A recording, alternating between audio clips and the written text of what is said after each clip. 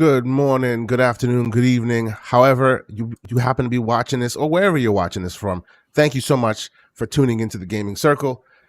This is the week where, on Saturdays we tend me and my man tend to come here, get together and probably get some smoke going, but this time around I suspect we'll be a bit more joyful.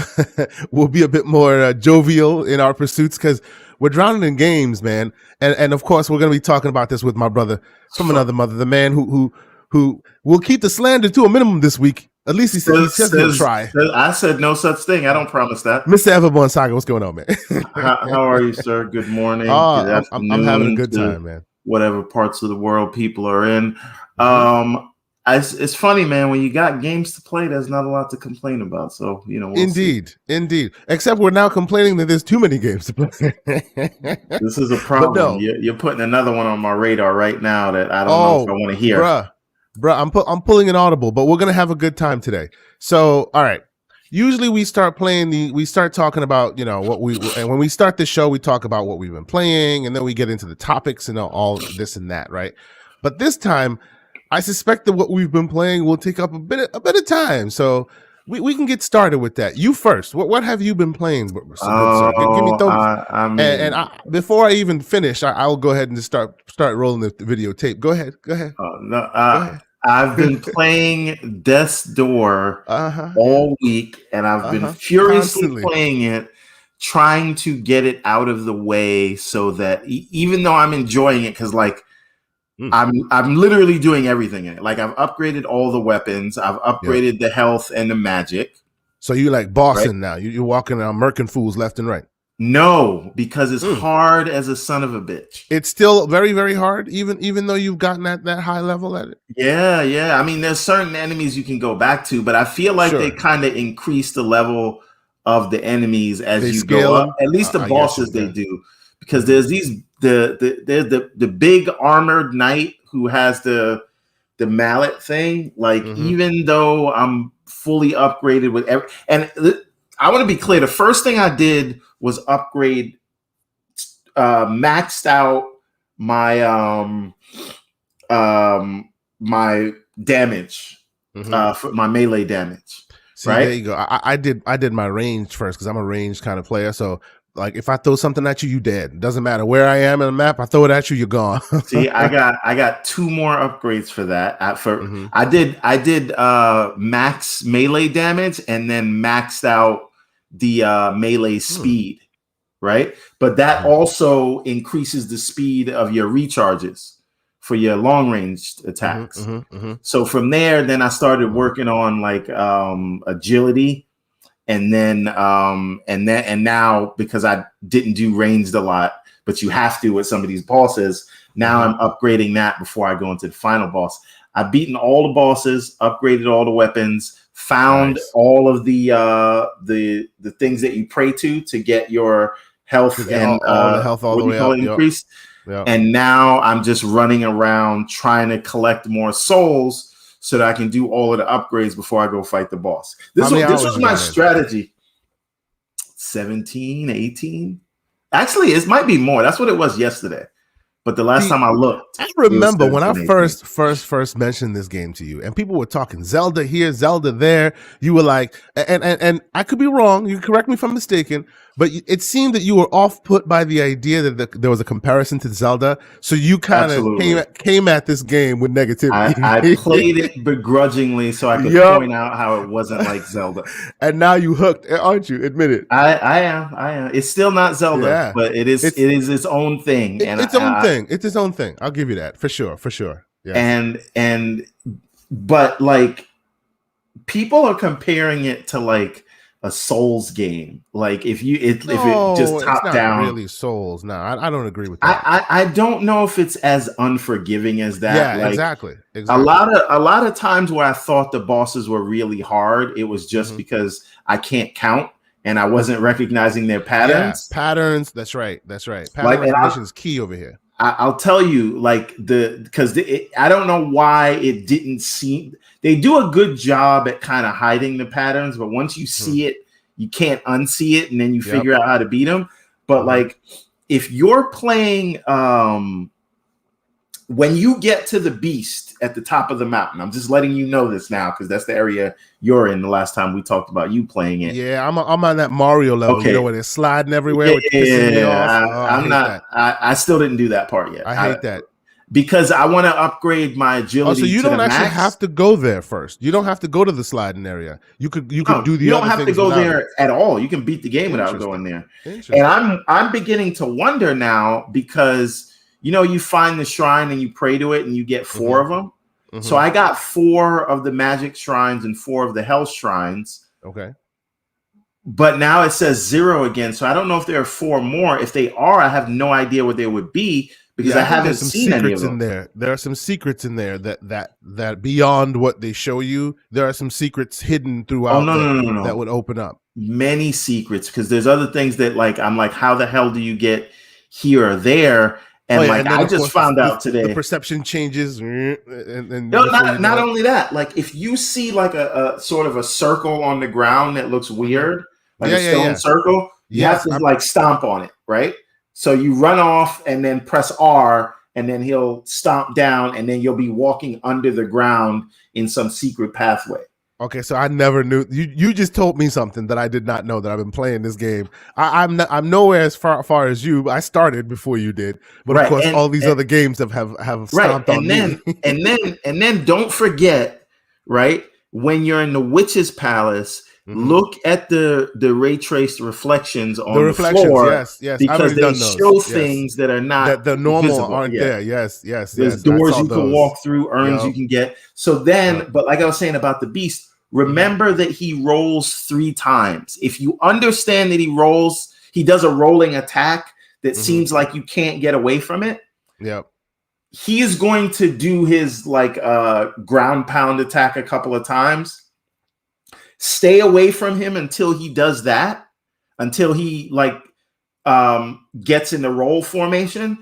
And as long as you're stay away until he starts rolling at you, just remember he's going to roll 3 times and you can dodge the roll. What kept happening to me is I kept trying to attack him before he not knowing he was going to roll. And if you are anywhere close to him, there's no escape. You're done. Yeah. Right. And this game is literally patience and timing the game. It doesn't matter what enemy, it doesn't matter how big he is. You have patience, you watch, you check you check stick and move, pick your right moment. It's easy as hell to beat this game once you have that in mind. But you cannot, this is what I found, you can't be greedy. Right? You can't overdo it. That's right. I get greedy with the melee attacks. You want to take an extra shot. No, exactly. That's the end of you when you do that. Take your time. But like I said, with this boss, stay away from him until he does the roll attack, and he's going to do 3 of them. As long as you're far away on the first one, you can get far away for the other 2, roll out of the way, and then hit him once or twice max, and then hit him with your what do you call it? Your long range, and then that's it. And use upgrade your flame first, because if you upgrade the flame, the hook. If you upgrade the flame, when you hit someone with a flame attack, it continues to hit them 4 more times because the flame stays on them.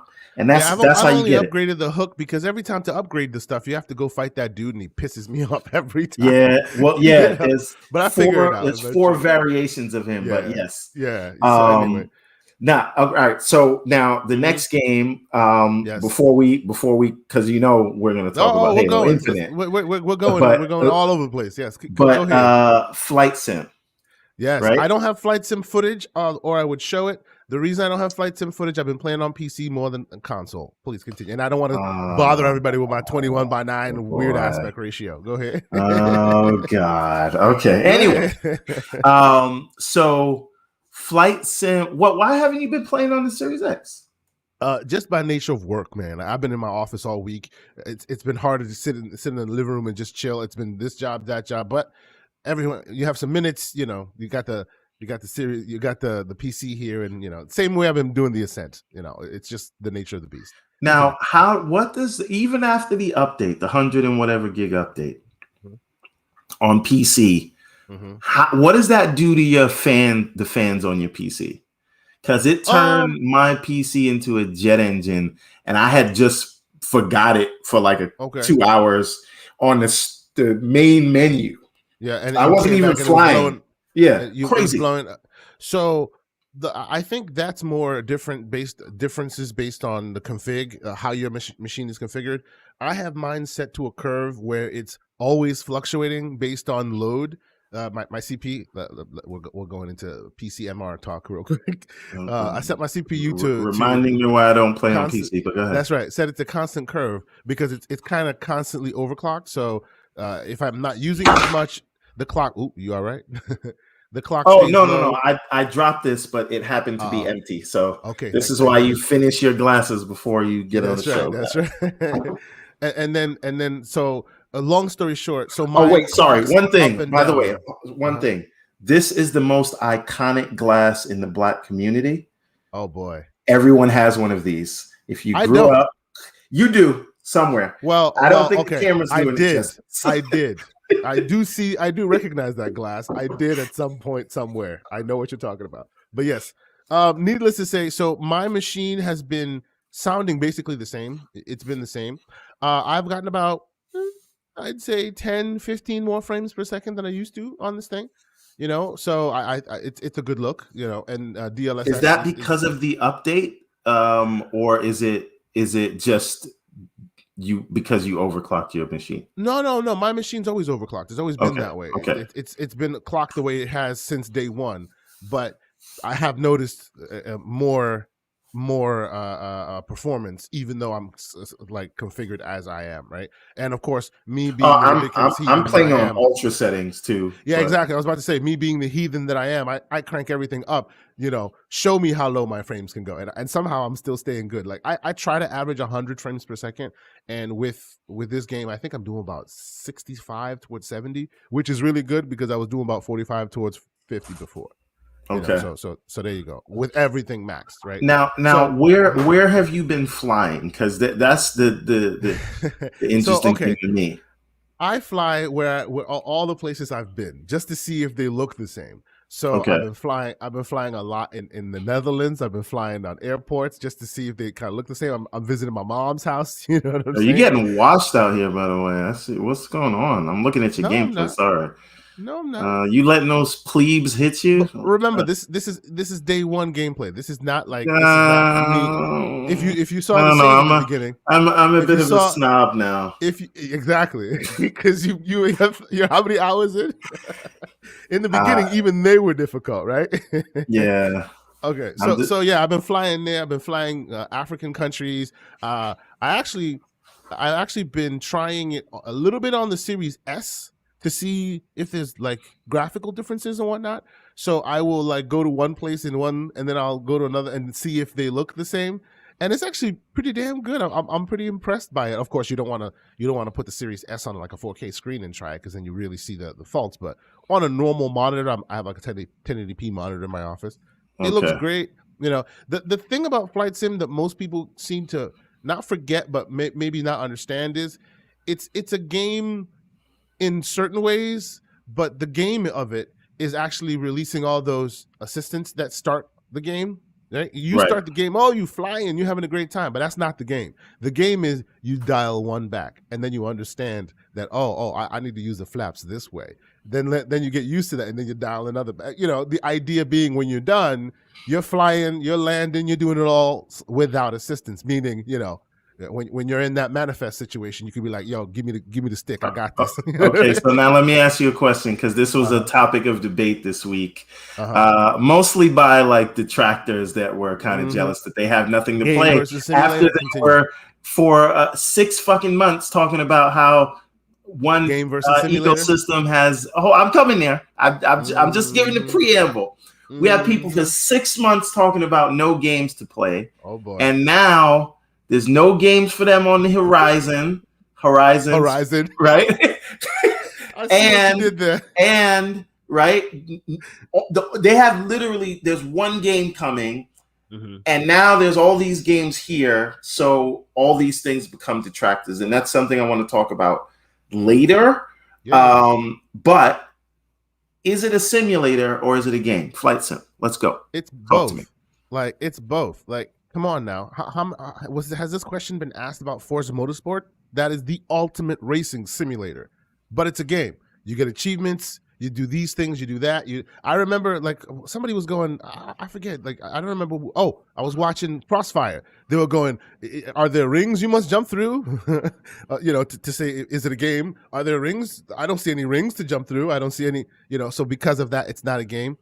It has all the gaming infrastructure laid. You get achievements. You can save. You can resume. All this stuff. You're playing it on a game console. Playing it on a game console. With a game controller. With a game pad. Even though you could get a lot more technical and actually do it with like some real stuff, you're playing with a game controller for now. There are challenges. Exactly. Here's the point. That's the point. The difference is, unlike it's the Rocksmith to Guitar Hero comparison.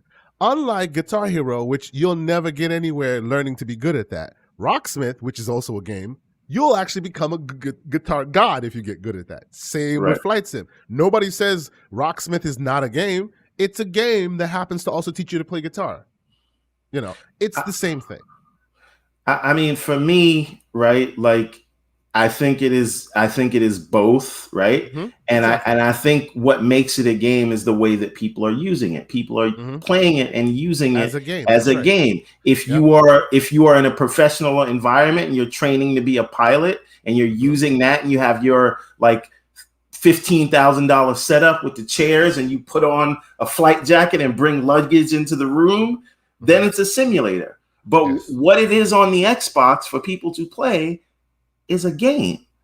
But so why do you call BS on one thing though? Okay. One thing before we continue. I will call BS. Oh well. Hold on. No, please continue. I'll get back to that. Go ahead. It's probably gonna. I was kind of teeing you up. It's a flight sim conversation. Right. I was teeing you up because I was gonna say, why do you? What is at the heart of people finding this distinction so important?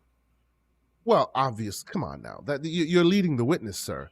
I just asked you the source. That's all I asked you. Get out of here. You're leading the witness, sir. They're finding this distinction very important because it meets the criteria of, oh man, the graphics are on point. Oh man, there's nothing we can find that's a problem. Well, it's not exactly a game. All right, we can hold that against it. That's what this is. It's nothing else. Like that's nothing else. This is very much a game. You can play it as a game. Microsoft has recognized this. Like even before they come out with all their crazy DLCs, which is going to really take it in that direction, they already have people out there. You can go into the App Store right now. They have an App Store they created that their own creators, people like us, can make our own F-16s and design our own custom ones and load it in there. Talk about that, because there was some other controversy about charging for airports. They're calling it graphic. It's absolutely BS. All right, you see this right here? Yeah, that's what I didn't know. So that you're telling me I can stomp smash down on that. Yes. Look at this dude here. All right, we got to get to that because that opens up a different world for me, man. Good job.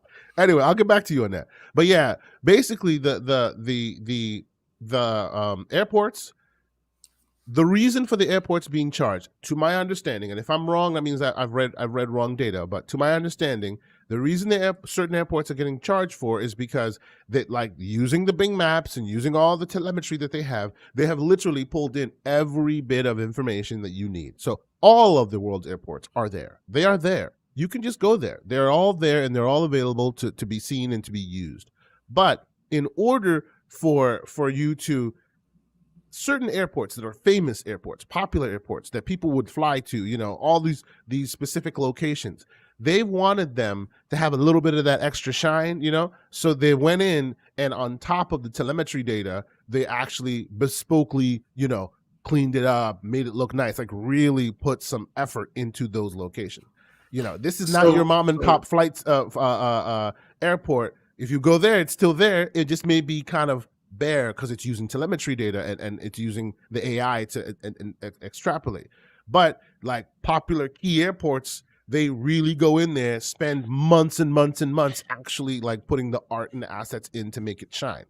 So they've done if you look right now with the base game, there's a lot of them already there, right? They've done a lot of that work and it's all just included. But I think they're going to do additional ones and there's specialty stuff they're going to do, and that will cost you.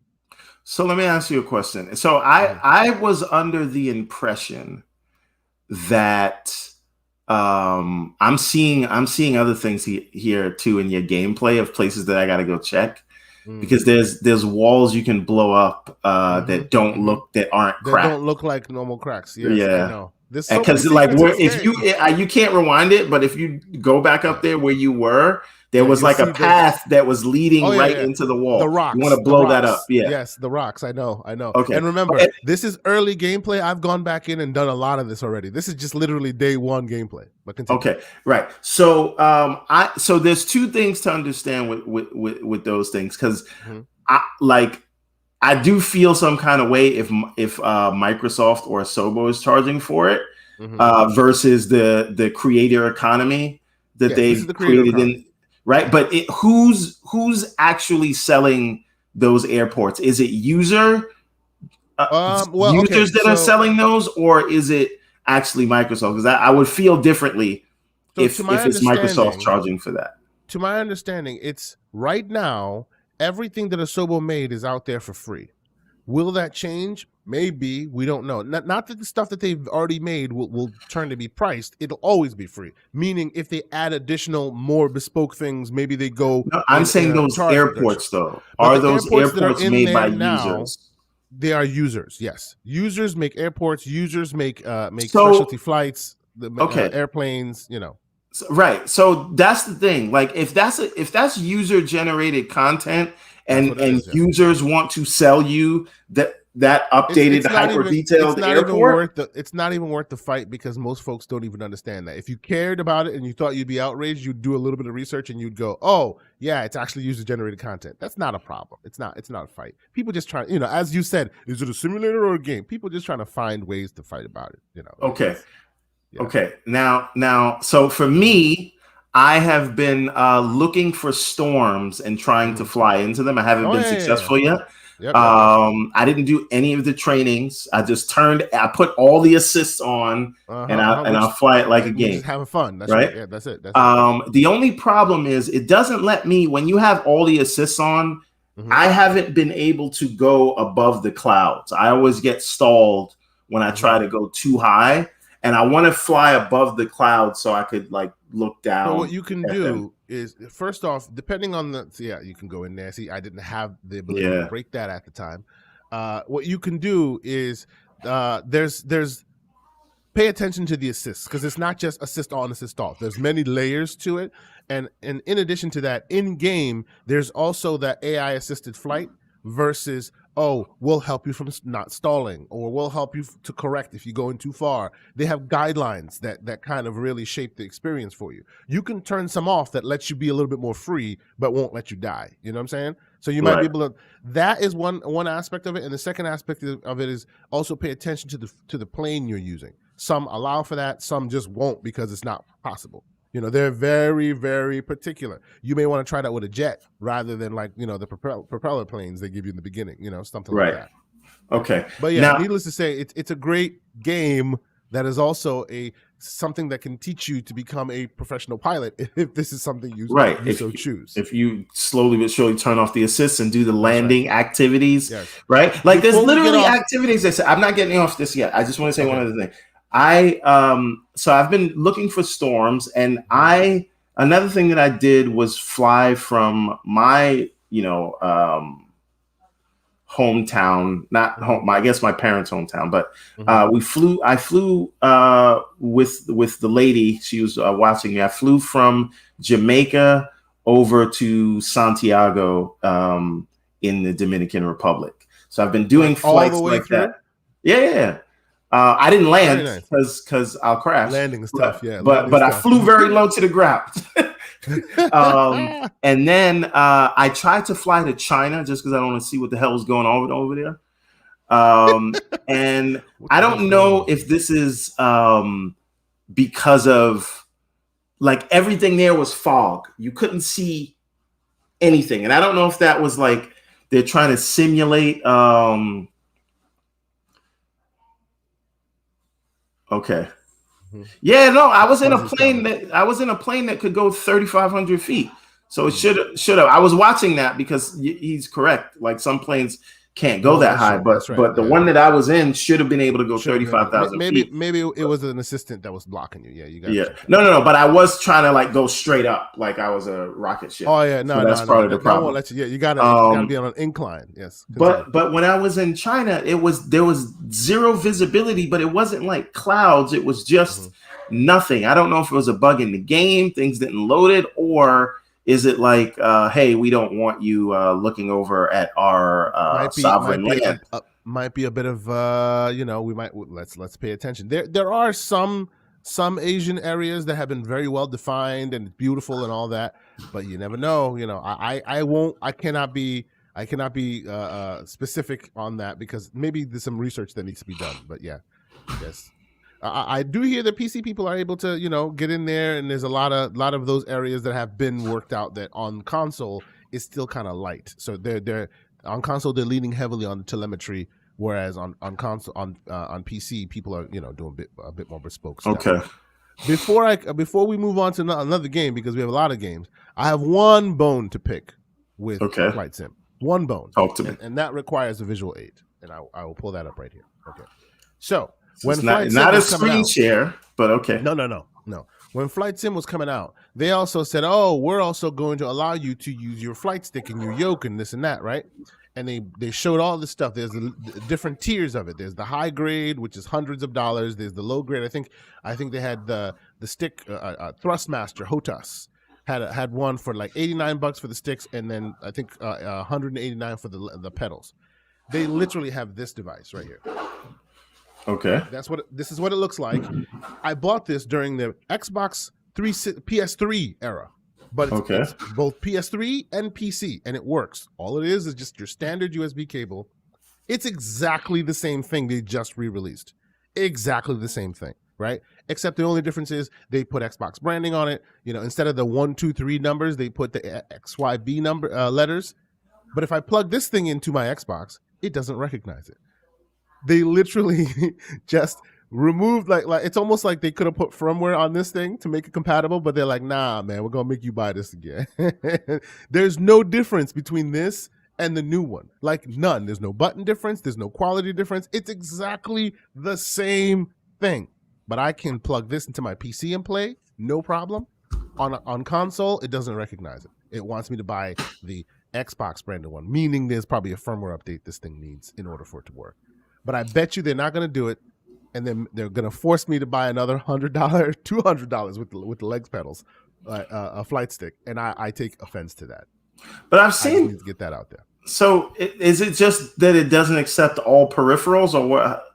Okay, so the Xbox itself is very finicky on peripherals because they never built that thing to be like a PC, right? It has the PC core, but it doesn't have all the compatibility layers that PC has because that's where all the resource hog comes from. So they add in whatever they want it to be supported. So unless they decide, that's why how long did it take them to get PC mouse support on Xbox? Because they had to literally add it back in piecemeal. Well, right? I mean, that's weird to me because the OS is based on a Windows kernel. Well, that's it. That's all it is, though. See, but beyond the kernel, there's a compatibility layer, and that's where a lot of the vendors bring their drivers in so that as soon as you plug something in, boom, hey, it's an HP, it's a Logitech, it works. That compatibility layer is missing from consoles, even though the kernel's the same. And they did that for right reason. They don't want anybody to just willy-nilly plug things in. They also don't want that compatibility adds a lot of resource hog to it as well. So I get all that, but that's why whenever you want to add something back, it's very particular in it has to be Xbox supported. Even though, let's be real, the only difference between this thing that I'm showing you here and the thing they have on the screen is theirs is white with little white accents. Mine's with little red accents because mine's older. There is no configuration change difference, nothing. It just so happens that I bought this in a previous generation. On PC, it still functions as it does day one. But because it's Xbox and they have to be very particular in what they add to the, hey, this is detected, they chose not to add this guy. They make you buy a new one. That's the only bone I have to pick. So it sucks. And Fuzzy is absolutely correct. Yes, branded stuff work. Yeah, exactly. And I've been using that on those games as well, Fuzzy. Very, very true. I just find it. I mean, I could always continue playing on my PC, and I probably will. But I wish I could have just plugged this thing into the X and been off to the races. That would have been great. Needless to say, let us move on. So, what else do you want to talk about? Do you want to head down to the Ascent last thing, I do, but just one last thing. Mm-hmm. I feel like it's kind of unacceptable, some of the bugs that Flight Sim had, where like your controller won't work if you played it on a PC before because it syncs your PC settings. So and then let me hear you. I hear you on that, but let me be a little bit of a defense force here on that, because damage control. No. This is not the first game. This is not the first game that has experienced that. Actually, there's even been times where Digital Foundry themselves have documented it, where if it's a game that's playable both on PC and on console, you can like turn ridiculous settings super high on the console, on PC, and then boot it up on the console, and you get ridiculously high, unachievable performance because it grabbed the configuration from the PC. Like, that's one of those things. It happens. It has happened, and it happens on many occasions. There are many games that I test that, you know, you have to unlock and then lock it back in, because if I play it on remote play, it takes the control configurations as a remote play config. As soon as I switch to my local play, even though the controller is connected, it won't do it because you started playing it remote and now you're playing. Like, there's always some of that.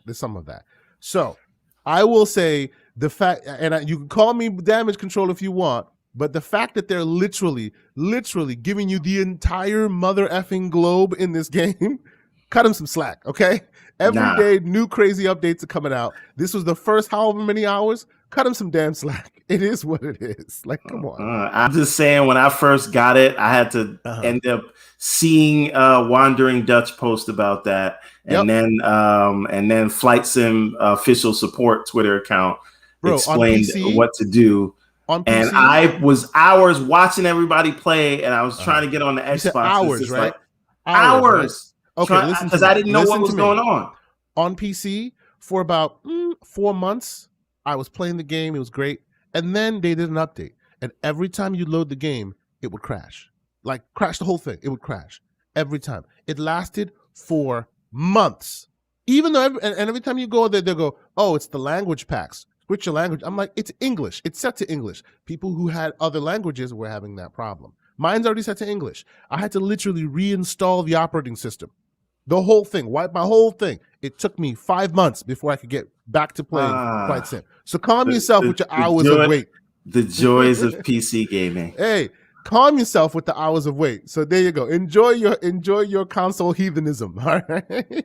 So, hold on. See, TK Cole says that the game isn't supposed to be played on console. Yes. The fuck it is, because they released it on console. No. It's on console, so it's supposed to work on console. That's ridiculous. Absolutely no. I'm not. Absolutely not. Nope. I understand what OG means, because what they did was successfully fit a round hole into a square peg. And when that happens, you got to be respectful of the fact that they were even able to accomplish that task, rather than the fact that there's some rough edges. Listen, I completely understand that, and I know it was a technical feat, and I know this is like one of the most impressive this is exactly technical showcases. This is like people dogging Halo MCC, but not understanding that netcode is like years that they kind of stitched together. I completely get that, but I'm saying the basics are the controls and the menu should work with the controller. And you know something? I shouldn't have to plug a mouse in to my console to go and get it to work. That's my point. Here's the kicker of it. Give it 6 months. Give it a year. We'll see people play solely on console with no assistance on. Then you'll see how crazy this thing really is. Because you're going to have to go in, like, for those who really want to take this seriously and just keep playing on gamepad, you're going to need a pro, and you're going to have to make each button a different control scheme. Even though they're technically duplicated, right? You can go into the settings and make the back buttons a different button from the front button. And each of them will do different things. And they have recommended specs on how to do that for Flight Sim. Because there are too many damn buttons, man. This thing is like OG said, it was never meant to be a game like that. They have successfully gamified it. Great for them. But it's still like the only reason why you say what you're saying is because you get that benefit of assistance on. I'm just flying. Good luck. Turn them things off. See what happens to you. No, I'm not turning them off. You will fall because it's a game. Fast. It's not a game like that. You know, honestly, I was thinking about like slowly, like actually teaching myself how to fly on this, because which is what you should do. I was watching a movie last night on Netflix called Blood Red Sky. Okay. It is like a Russian movie where there's a woman, she got bit by a vampire, and now she needs to take a flight from Russia to the United States to see a doctor that can do a blood transfusion, right? You can fix vampirism. Okay. Yes, right. Well, that's the plan. That's the thing. But it just so happens, and because she's flying, it's a nighttime flight, and she's flying to New York, she'll be in darkness the whole time, right? That's setup. But she happens to be on a plane with her son, right? Because her husband was killed. She happens to be on a plane that is getting hijacked. And the plane that they're hijacking, they want to bring it back to London, or they want to land it in London where it will be daytime. Is Sam Jackson on this plane at any point? No. They did an amazing job at building tension, and it's just like a twist, because it's like, so is it a hijacker movie or is it a vampire movie? And now she has to hear more about this. We have the game. This is the Gaming Circle podcast. If you want to hear more about this, we'll be on the reel on Thursday. Yes. Last thing I want to say is, but someone has to. They go and kill the pilot, and somebody has to fly the plane. And I was thinking, if I'm ever in a plane that is being hijacked with vampires, that's right. With a vampire infestation, you're gonna wish you turned off those settings. You're gonna wish you turned off those assistants. You're exactly. See, full circle. In the Gaming Circle podcast. That's right. Yeah, Circle Jerker podcast. Indeed. But no, you really should. You should. Like, I've watched a couple documentaries. Flight Sim. You know, I think NoClip did a documentary on Flight Sim, which is great. If you guys haven't seen it, NoClip YouTube account, go check it out. It is so amazing, and they tell you how they built it and what they did.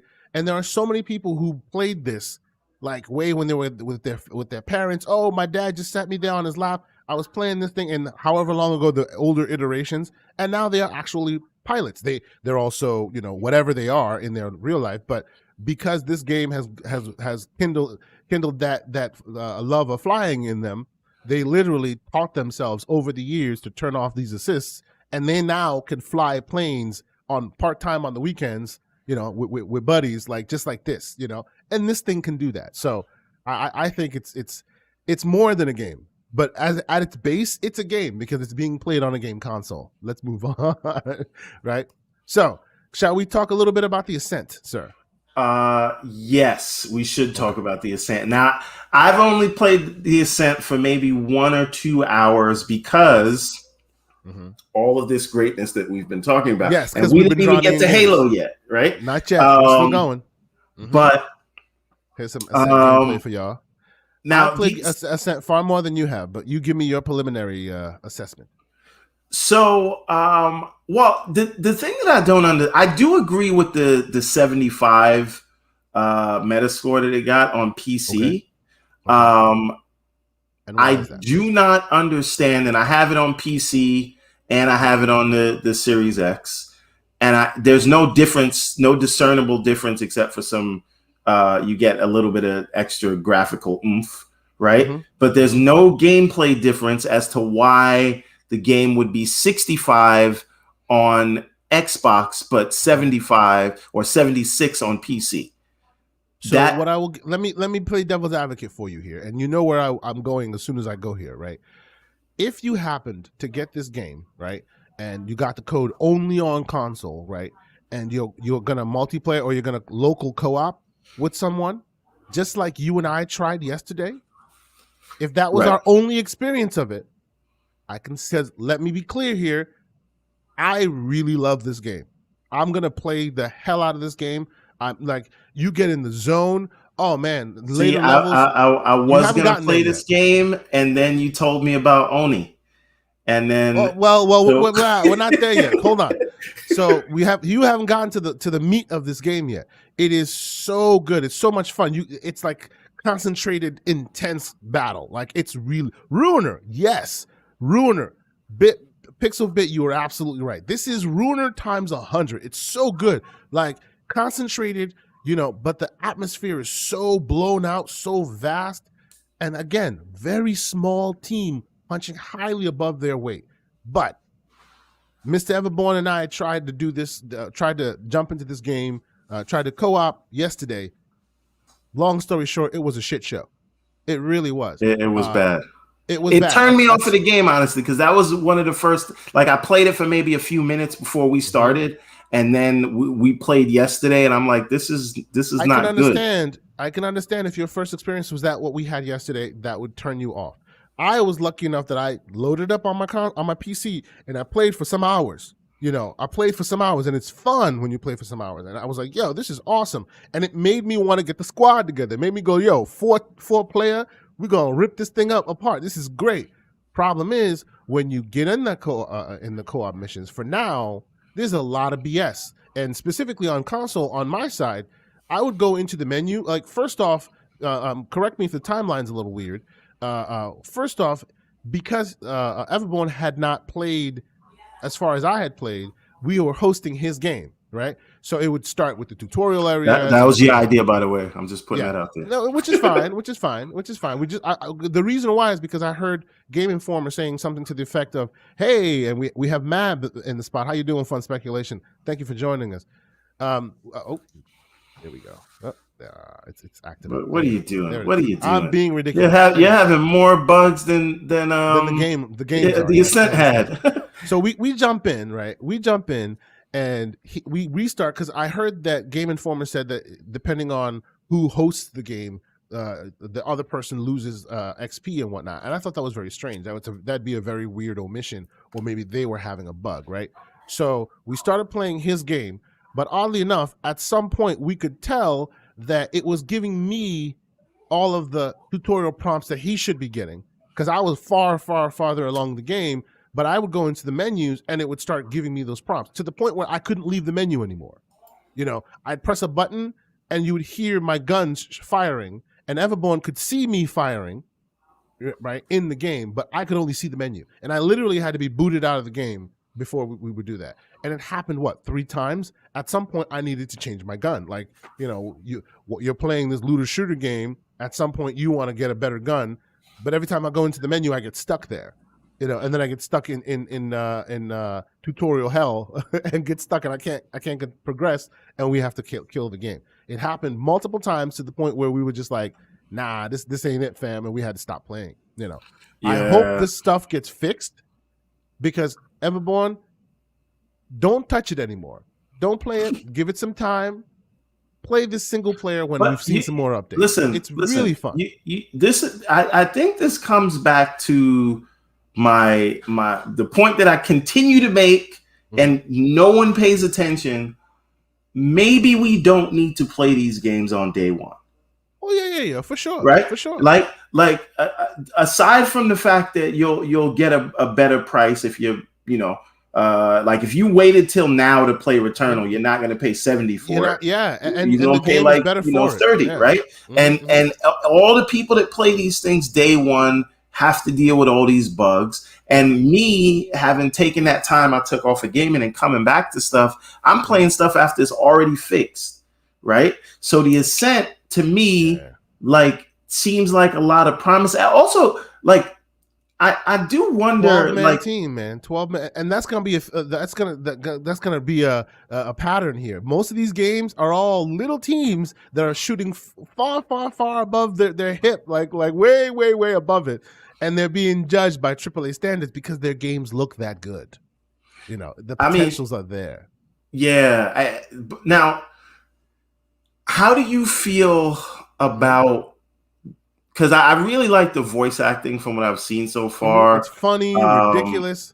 And there's a quest called Balls Deep, people. Come on, let's just keep it moving. Come on now. And I also like just the even when whatever you're not looking at, like you can just look around right? Like right now, look at the level below you. The bottom quarter there. Right. Yeah.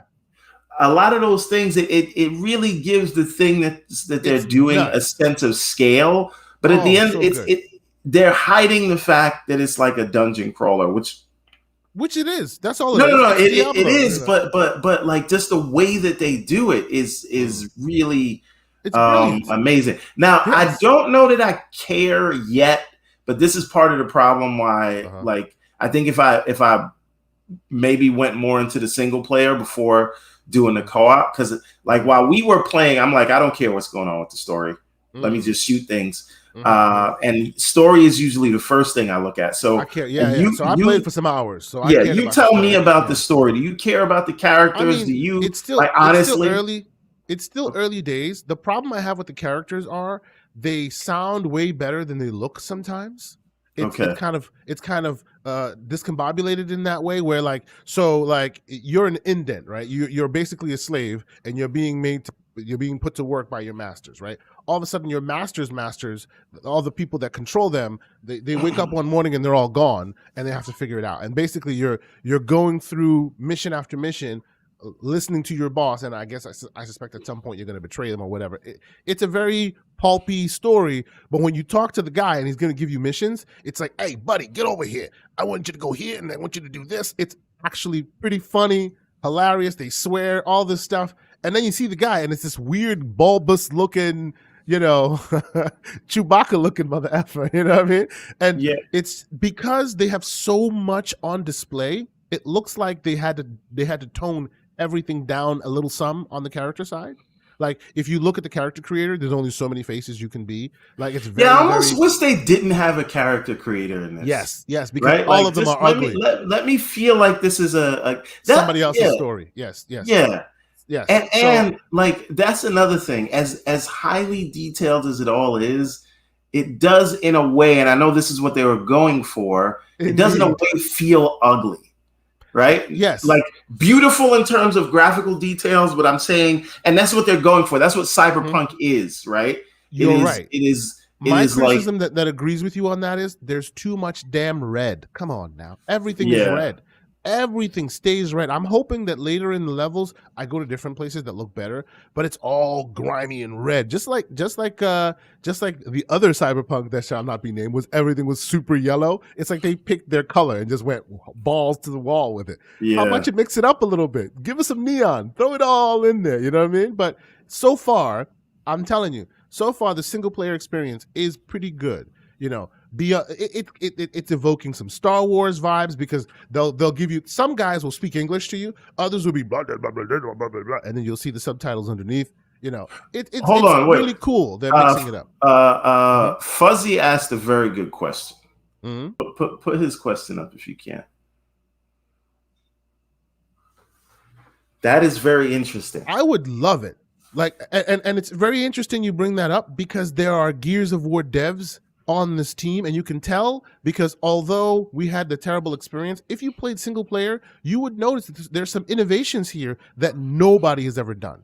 Like in this game, nobody has ever done it this way. It's an asymmetric, that view, and you can still use cover.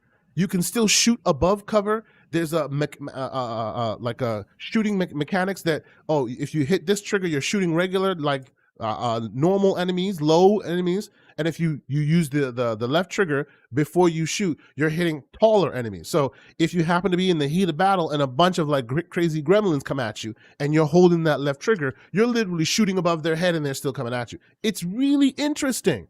Like they have some interesting Gears of War evolutionary ideas in this game. So it's quite interesting that you bring that up. I would love this game, this as Gears of War. Oh yeah. Instead of it being the XCOM style, make it this, exactly this. Oh, that would be so epic. And put the world of Gears like this and the scale as this. Man, you had me at local and online co-op. This would be amazing. Like I hope Microsoft like sees the potential of this because 100%, this would be just awesome. You disagree? No, I don't disagree at all. I actually think it's kind of genius. Actually, that's what I said. It was a great point, and I think that it would make Gears Tactics, or just any Gears game. It doesn't have to be Tactics, because Tactics is good. We don't have to take away that from people, right? Yep. But if they did a Gears game in this style, and I think the Halos and the Gears of the world could stand spin-offs in other genres than what they are in. So absolutely, I could see a Halo has a game like this. Halo has this. Halo Wars. Halo Strike, Halo. No, Halo Assault. Assault. Yeah, that's right. I've played both of them. I've actually almost beat all of them, and it's fun. Just like this, twin stick, running around. They dumbed with those Halo games though. They dumb it down because I think originally they were really trying to target lower power devices and mobile. So the complexity of the combat's not there. There's no reloading. You just pick it up, shoot.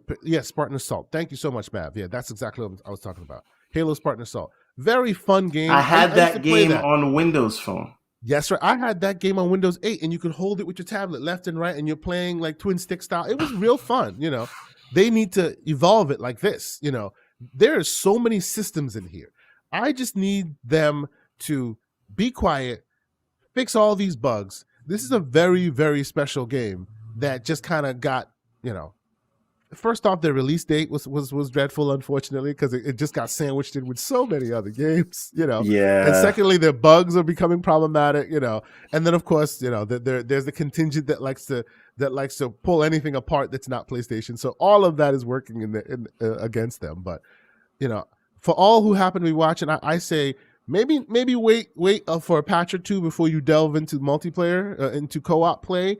But it's really good. I want to be clear. I have every intention of jumping into the single player of this game after I finish. Death's Door. I got Death's Door, and then this weekend is hard because I still want to get some more matches into Halo Infinite. Which, if you're ready to talk about that, we can. Halo Infinite match play.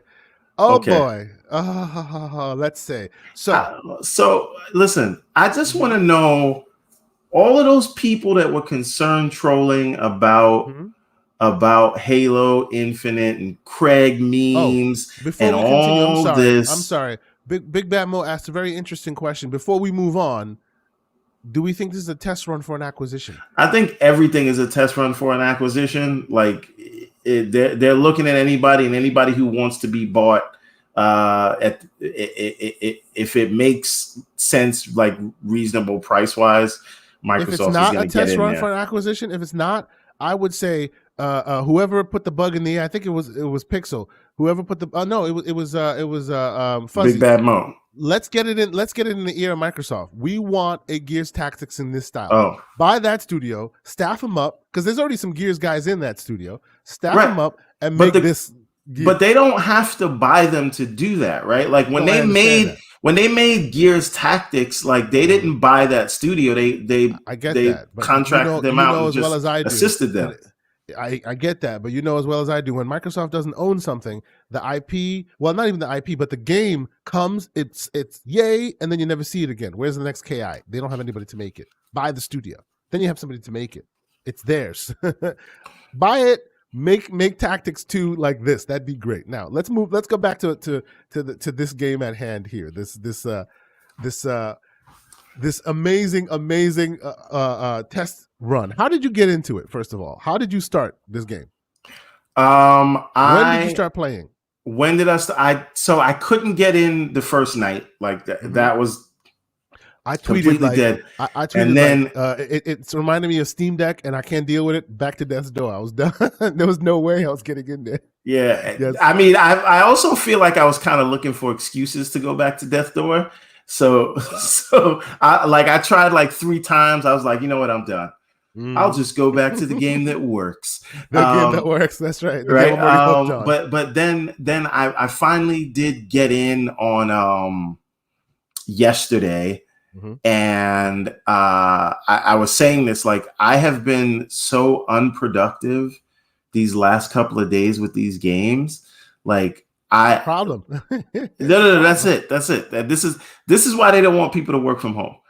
It's because of things like this. But don't say that too loudly. Yeah, I know. I said nothing. But the thing is, like, I think that the first thing I want to focus on is the bots, right? And I put a tweet out about this, but it's like, if you look at the AI on these bots, that just tells me that the campaign and enemy AI is going to be so good. Like, I think we have something very special in store for the campaign that's coming up, right? Like, as resourceful as these bots are. And by the way, just imagine the enemy AI. For the audience, the footage you're watching is of me, but you do see Mr. Everborn Saga in there. I think the first round he was red, so he might be the red soldier next to me, and then the next round you'll see him. We're in there housing fools left and right up in this. This is mad fun. I enjoyed myself. So you think that this is indicative of how the AI will be when the game why wouldn't it be? I mean, Halo has always had like really good enemy AI. Like if you look at some of the things they do, but it just seems like this bot AI kind of has taken that to another level. And when you're playing against the enemies in the campaign, like you see me I just think fools. That was a triple kill right there. No, I'm gonna call that out every time I smoke fools. Forgive me. Continue. Sure.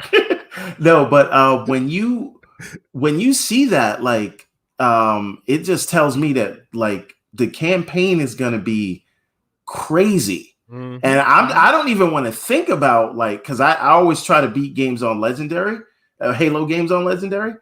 Like, what is that going to be like with this kind of AI? This should be interesting, indeed. I'm looking forward to like big team battle, like when it's just like a bunch of people on the screen against the environment with bots or like all the environmental AI going on.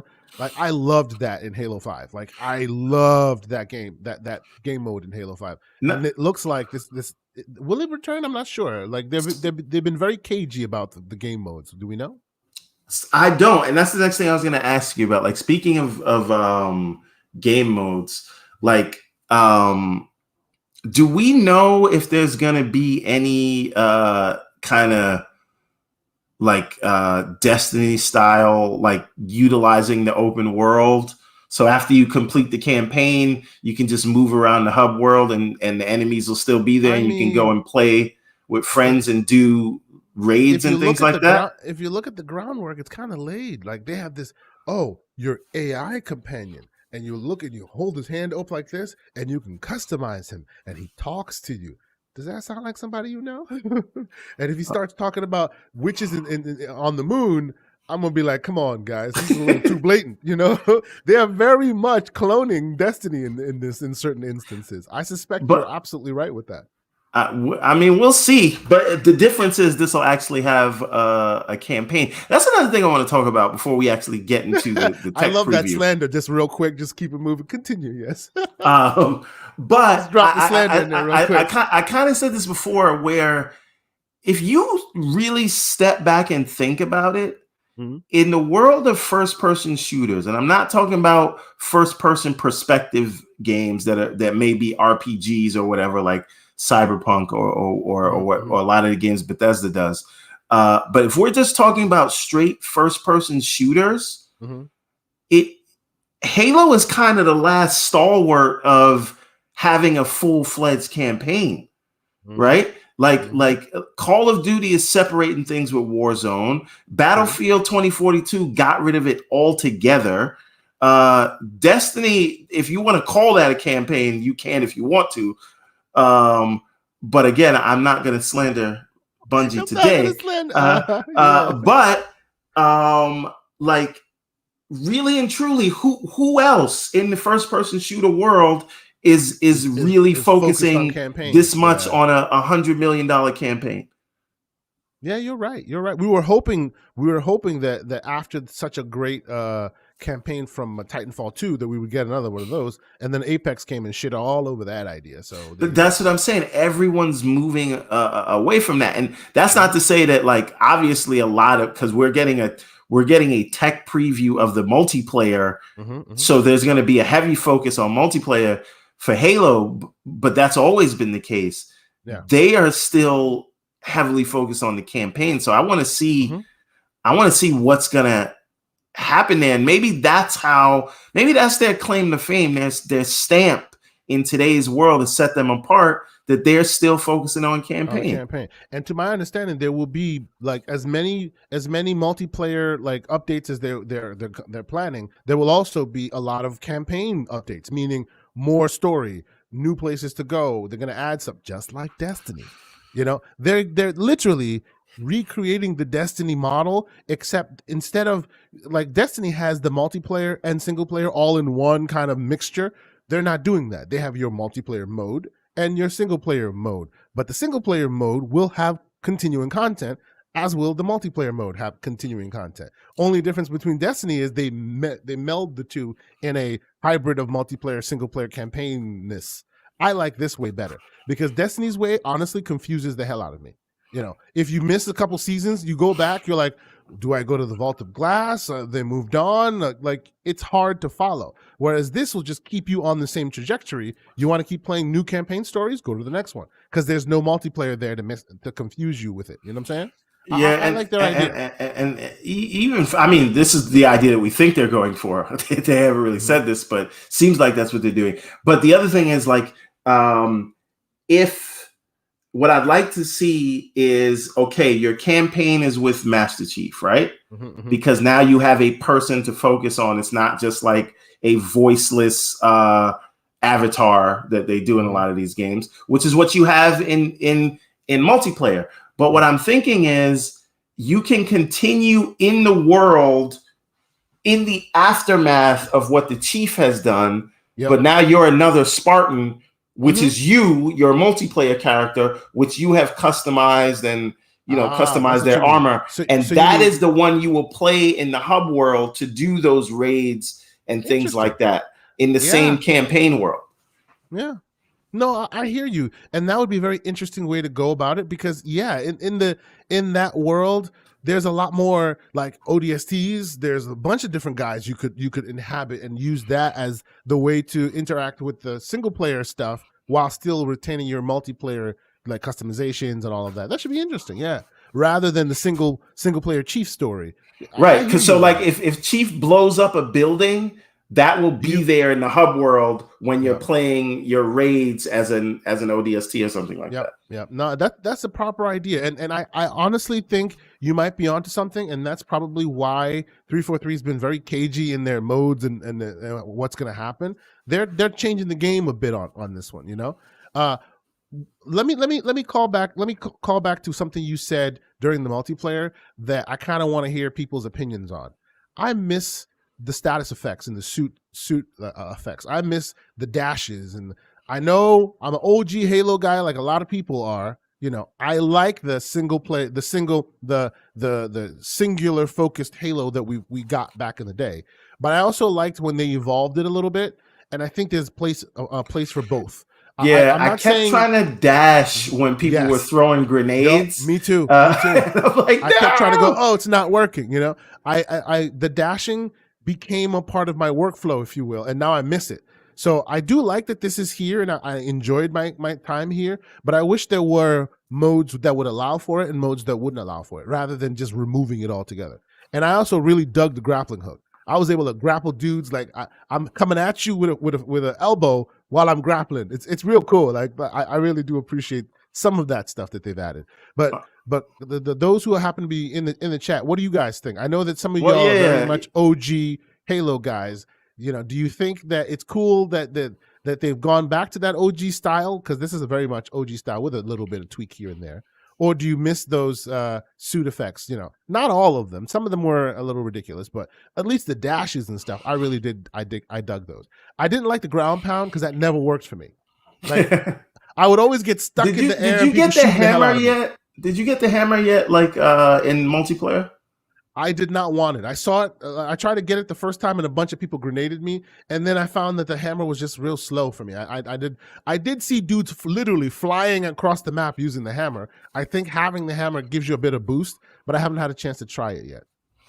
Now, I think Beast Mode has a couple of interesting comments there. He says well, go to the one before that. Oh, the one before that. Let's see. Where was he? Okay. And Pixel, I think he's agreeing with me that you should continue on with your multiplayer Spartan to do missions after the campaign's over. Yeah. No, it's a very interesting idea. I agree. Halo should continue with the campaign and even add sections for creators driven content like Forge. Yeah, and that's coming too. Forge is also coming. Forge maps would be Forge matches would be cool. Yeah, exactly. There's just so much lore there that every time they release one Halo and they like kind of dash the rest, it's leaving some ideas on the table. So I honestly think that's what Halo Infinite is about. Adding all that lore in. Oh, we'll do this first and then we'll move on and do that first. Oh, that went fast. I was actually about to call it out. The little space in the middle there. There's this prolonged black screens in between matches that we're still dealing with, as it is a technical preview. So the community has to deal with it. Yeah. No, I agree. I agree. It's just I'm not the kind of guy that's so stuck on the past that it has to be. This is not Halo because I can evolve it. It's fine. There can always be modes where you turn it off and bring it back to OG. You could do that, So I don't know. I've always been just like, let them try and do what they do. All that being said, I really hope that the multiplayer is more than just the kind of PvP. I know this is PV bots, but it's still like a Slayer kind of thing. There's just so much more. They're just beating up the servers right now. That's what they're doing. They're using a specific mode to beat up the servers and see how many people they can use at any given time and smash the servers to see how much scaling they need to do. There's a lot more here that they won't show. Obviously, I'm pretty sure on that point. Now, here's another question: will there be another tech preview before release? Yeah. Yes, there will. They've already said that. Multiple flights. They've already said with an S. Okay. So, I expect that. Yeah. Now, but so I want to move on to news soon. But before we do, I want to come out with one last bit of games that I've been playing. Okay, because this literally like grabbed me and shook me to my core, and I was just like floored. Okay, this game came out without fanfare, okay? Without too much fanfare. Those who know about it have been anticipating it for a while, okay? This is Journey. This is Abzu. This is like it's like when you were a little kid and that Disney magic and they put it in a bowl and they put it in a little thing and they shook it up and they poured it all over this game. Like, and it's one freaking human who built this game with assist from a musician who made the music. I'm just saying, every time I see stuff like this, the Everborn game gets pushed back. Bro, this is such a magical experience. I cannot tell you. Now, again, this could be recency bias because let me be honest with you, this show could have probably been delayed because I was over here just like, yo, I just need to keep going. It is so good. There's no violence. There's no antagonists that are there to hurt. This is the first game. Every time I play a game during the day and my kids are around, I always have to be very cautious of the choice of game I pick. And there aren't that many games that are really that great. And still, you mean your kids don't like Cyberpunk where they're having full-on first-person sex scenes? It's not that my kids don't. I don't like that for my kids. Like, you know what I'm saying? They'd be like, "Huh, what is that?" I'm just like, player, you got," Some of the stuff they put in these games, I'm just like, I don't. Maybe I'm old, but it's just like, So it ends up being a very, very. I end up usually not gaming around my children. Like, and if I do, it's like Mario. The stuff that you won't go around the corner. And that is Nintendo's claim to fame, because it's like the Disney brand, where it's like, if this is a Nintendo made game, I know it's safe for my kids. I don't have to wonder about it. It is their claim to fame. You're right. The fact that they don't have to wonder, that they are a known quantity, keeps them in business, because you don't know. Anything could come on a PlayStation or an Xbox. Yep. Right. But so let me paint the picture here. Okay. So this game is just like everything you learn, everything you're seeing right now is me learning through the language that they put forward. He's a programmer. He's an animator. He's animated for many years, and he basically a father, an animator, and decided he wanted to make a game. And the only help he got was a person making the music. This is all him, okay? Like, you do see words at the bottom, but by and large, they inform the story and not the actual game mechanics. All this stuff is just, hey, I'm walking through the world like Journey did with no words and teaching you to do things based on what they're showing you rather than, hey, you go here, you do this. And every time you come across an animal, you can check your creature diary, and it shows who they are. And they're always, every time you see them, they're always peaceful.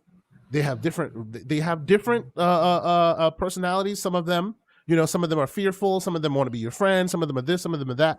But all of them are just there to just be with you while you're on this amazing. I said this to you offline, but it seems like this is what Everwild was supposed to be. Yes, it is, bro.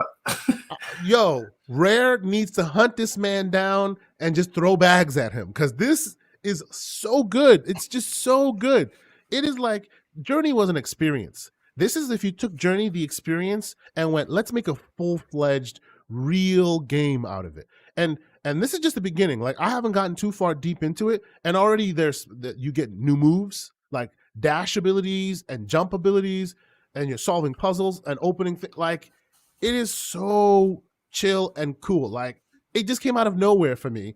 And I was like, there's just no way I can have the show today without talking about this, because as soon as we're done, I'm going back to play it. And I get to play it while my kids are around, because there's nothing dangerous there for them to see. And it's not, it's all very much Disney magic. It's the only way I can describe it. It's very, very, very polished, and it's amazing, bro. You need to try it. One dude. I keep harping on that. One freaking dude. Like, amazing. I need to shake this man's hand and say, where did you get that brain? I need to figure it out, because it's not only really intelligent from a technical perspective, it's also so creative, so peaceful.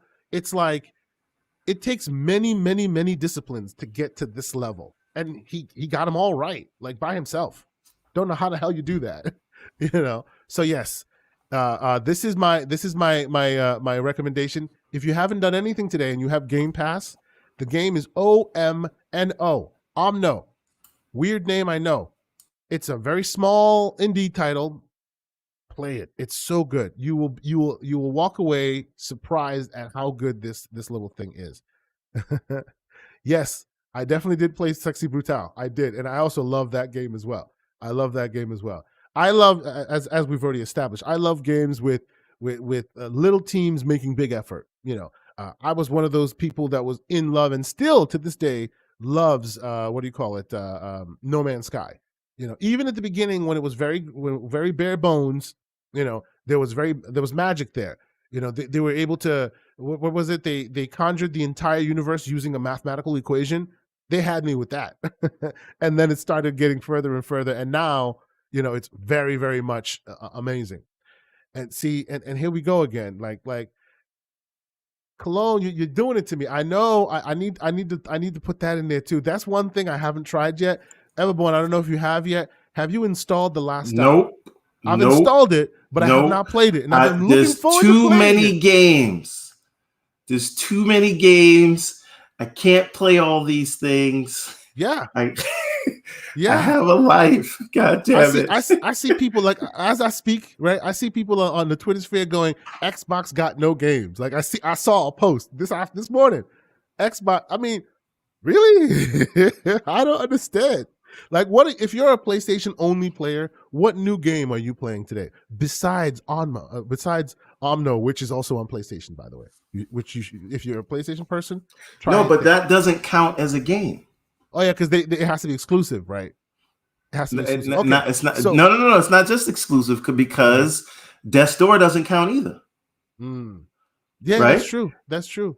Right. So again, what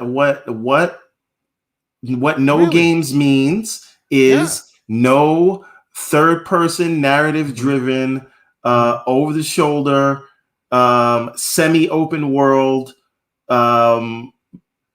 games, that action adventure games that Sony makes. That's all it means. It means you don't have Sony games. Okay, but I mean, and let it not be said that we're here trying to go one way or another. I want more PlayStation games because I want to play my PlayStation more. I paid $500 for that thing, and since Ratchet and Clank, I have not picked it up again. Like, that's facts, right? But now that argument is, since you're not using it, why do you even need the hard drive expansion? Well, so there you go. Well, okay. The reason why I need that hard drive expansion is because, well, I personally probably don't need that hard drive expansion because I have not, all my PS5 games are not that, like, my exclusive PS5 games are not that much. So they do fit. My PS4, PS5 games are on the extended external drives. So this is called a segue. Yeah, of course. Yes, of course. So yes, but for those who actually do need the hard drive expansion that we were talking about, we shall transition from what we were watching, which this week was somewhat of a barn burner because we were watching a lot of stuff, to a little bit of extra credit. And I I'm going to trigger some fools. I'm calling this SSD gate because this was a really interesting, fun topic that came out, right? So PlayStation announced that they're finally opening up that door, right? They're letting people go in there and add their SSDs, add their M.2s, right? And before we go, yes, you're right, Pixel. Kina looks genius as well. I cannot wait for that game. I get a lot of Kina vibes in Omno. That's another reason why I'm so excited, because it also has that similarly like painterly animation stuff. So Kena or Kina, I don't know how you say it. Yes. That is another one of my most anticipated for the year. Me too. Like, joking aside, I think that game's going to be great. Yep. I don't know if it's $70, but if it is, I'm paying $70 because I want to. I want to play it. Yeah. So we're here. PlayStation finally opened the door somewhat to people going in here and installing M.2s, right? To my understanding, from what the article says, there's a lot more to just the M.2s than just to the update than just the M.2s. There's some UI clean fixes and this and that, So I am looking forward to trying that out. But the whole SSD installation process, people have been complaining about, Oh yeah, and Ken is also on PC for less. It's on PC for cheaper. See, that's a problem. Oh boy, you don't say. You just threw some so now that can't count. Yeah, I know. It can't count. And I'll probably play it there too because my PC is more powerful than the PlayStation. No, I'm definitely going to play it on the PlayStation, but I will most likely the logic of some of these arguments. I want to try the haptics, but I will most likely get on PC as well. But needless to say, back to the topic at hand. So they finally allowed the M.2s to be installed, right? Very specific kinds that can be installed. People have been doing the whole, how to install on Xbox, how to install on PlayStation, and it's been funny. And I've been watching all the memes and people are doing that, or Xbox themselves are doing that. Xbox support put out a tweet talking about this is how you listen. True. Yeah. They never got over. They never got over. This is how you trade games. Yep. As Game On Daily says, shout out to them. Sometimes you got to swim in the sauce. So this time Xbox is swimming in that sauce. Game On Daily, by the way, has an amazing like satirical council war piece. Man, wow! You need to see that. Don't look at it right now. But as soon as we're done here, go to Game On Daily's channel. Hilarious, man. They are there to offend, and they do it in the best way possible. It's so good. Anyway. So here's the issue. Break it down. Okay? My issue is this. People have been all about this SSD and this and that, and it's great. And I'm all for it. Even the ridiculousness about the install. Yeah, the install's a bit annoying. Okay. The install's a bit annoying. People have been making such hay about it. It's not really that problematic, but it's a bit annoying. Why do I say that? Because as I sit here, I have the little man, one Series S right here. I pull it out. I can go to my living room, plug the expansion to the back of the Series X, and my Halo, my Death's Door, my Omno, all of the ones that I'm literally addicted to today are following me and are quick resuming there too. That's how this is working. Boom, boom. That's how I'm doing it. So if I'm here, I'm playing it here. When I go there, I take it out. Boom, I plug it back there. It's working the same way, right? You can't do that hot swap with on PlayStation. You have to literally crack the thing open, right? That's a problem. Even beyond all that, the real problem here, in my opinion, and I'm waiting for someone to correct me. I'm waiting for somebody to tell me I'm wrong. I'm waiting for somebody to show me I'm wrong because I want to be wrong. I'm on the internet. I see there's some people watching. This is going to be saved for posterity on the YouTubes. I want folks to show me that I'm wrong here because I want to be wrong. But beyond the spec update, this fits. Do you notice something? There is no heatsink on it. Okay? Lesser drives with lesser heat issues have thick ass heat sinks that go on top of these things to keep them cool.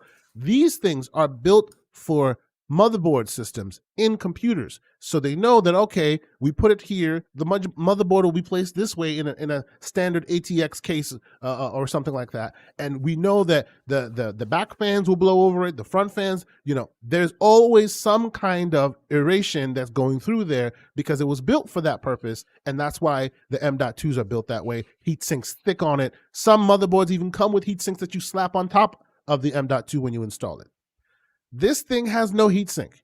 If you check your little nook area that PlayStation allows you to install the M.2, it fits snug like a bug in a rug. There is no room for a freaking heatsink. Okay, and they want you to put that metal plate over it after you. Exactly, right? And then to make matters worse, they then hedge their own bets and say, "Oh, don't blame us if it overheats. Don't talk to us. Just talk to the vendor."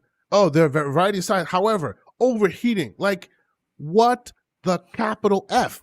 You guys over-engineered this thing. Please, I want someone. I saw Tom Warren from The Verge putting the YouTube video out. I want to see. Hold on, let me stop you right there. Yeah. Over-engineered it. Yes, it's over-engineed. Over-engineered, yes. Not under-engineered, over-engineered. Okay. Because what happened here is instead of solving the problem at hand, you wanted to make this grand statement. You wanted to make this grand device that will stand out everywhere. And as such, you made bad decisions. You are making style decisions rather than function decisions. You over-engineered it. I think you're using that term very loosely. Yeah. But needless to say, at the end of the day, I want someone, because I'm not going to go. I have a PS5. I am not doing this experiment. I'm not going to go buy, because this thing, the bandwidth that it has, the heat it will generate, I don't think any M.2 should be released that does not come with a thick ass heatsink for that purpose. Yeah. So now, okay, why do you think it took this long? One last point, real quick. Yeah. One last point before I will answer your question. This is officially the one they went, oh yeah, this is the one officially that can fit in PlayStations, right? This is the picture you see every time you see it, right? That doesn't do it justice. Look at this picture. Does that tell you something? See the size, the height of the heatsink before you even get to the M.2? There's no way this thing will fit in that little nook. Now, unless you remove the heatsink. Pixel says that all games won't work on it. Well, okay. The all games won't work on it part. Let me tell you what that is. Okay. The reason why they're saying all games won't work on it is because they're looking for M.2s that have a very specific speed ratio, right? Very specific speed ratio, right? And even if you come out and you say, all right, this SSD, this M.2 will support it, we buy M.2s all the time. The number that they say on the box is a theoretical number, right? Just like the number they say back in the day when people used to use coax internet, they would go, you get 50 up, 50 down. Yeah, that was theoretical. Realistically, you're getting like 25, right? Same thing with these M.2s. It's depending on workloads, depending on situation. So they're hedging their bets here because the PlayStation has a minimum requirement of a certain kind of threshold of speed, right? And they can control that on the one they built into the box. The one that's built into that one, they can guarantee that because they are the ones that really throttle that one themselves.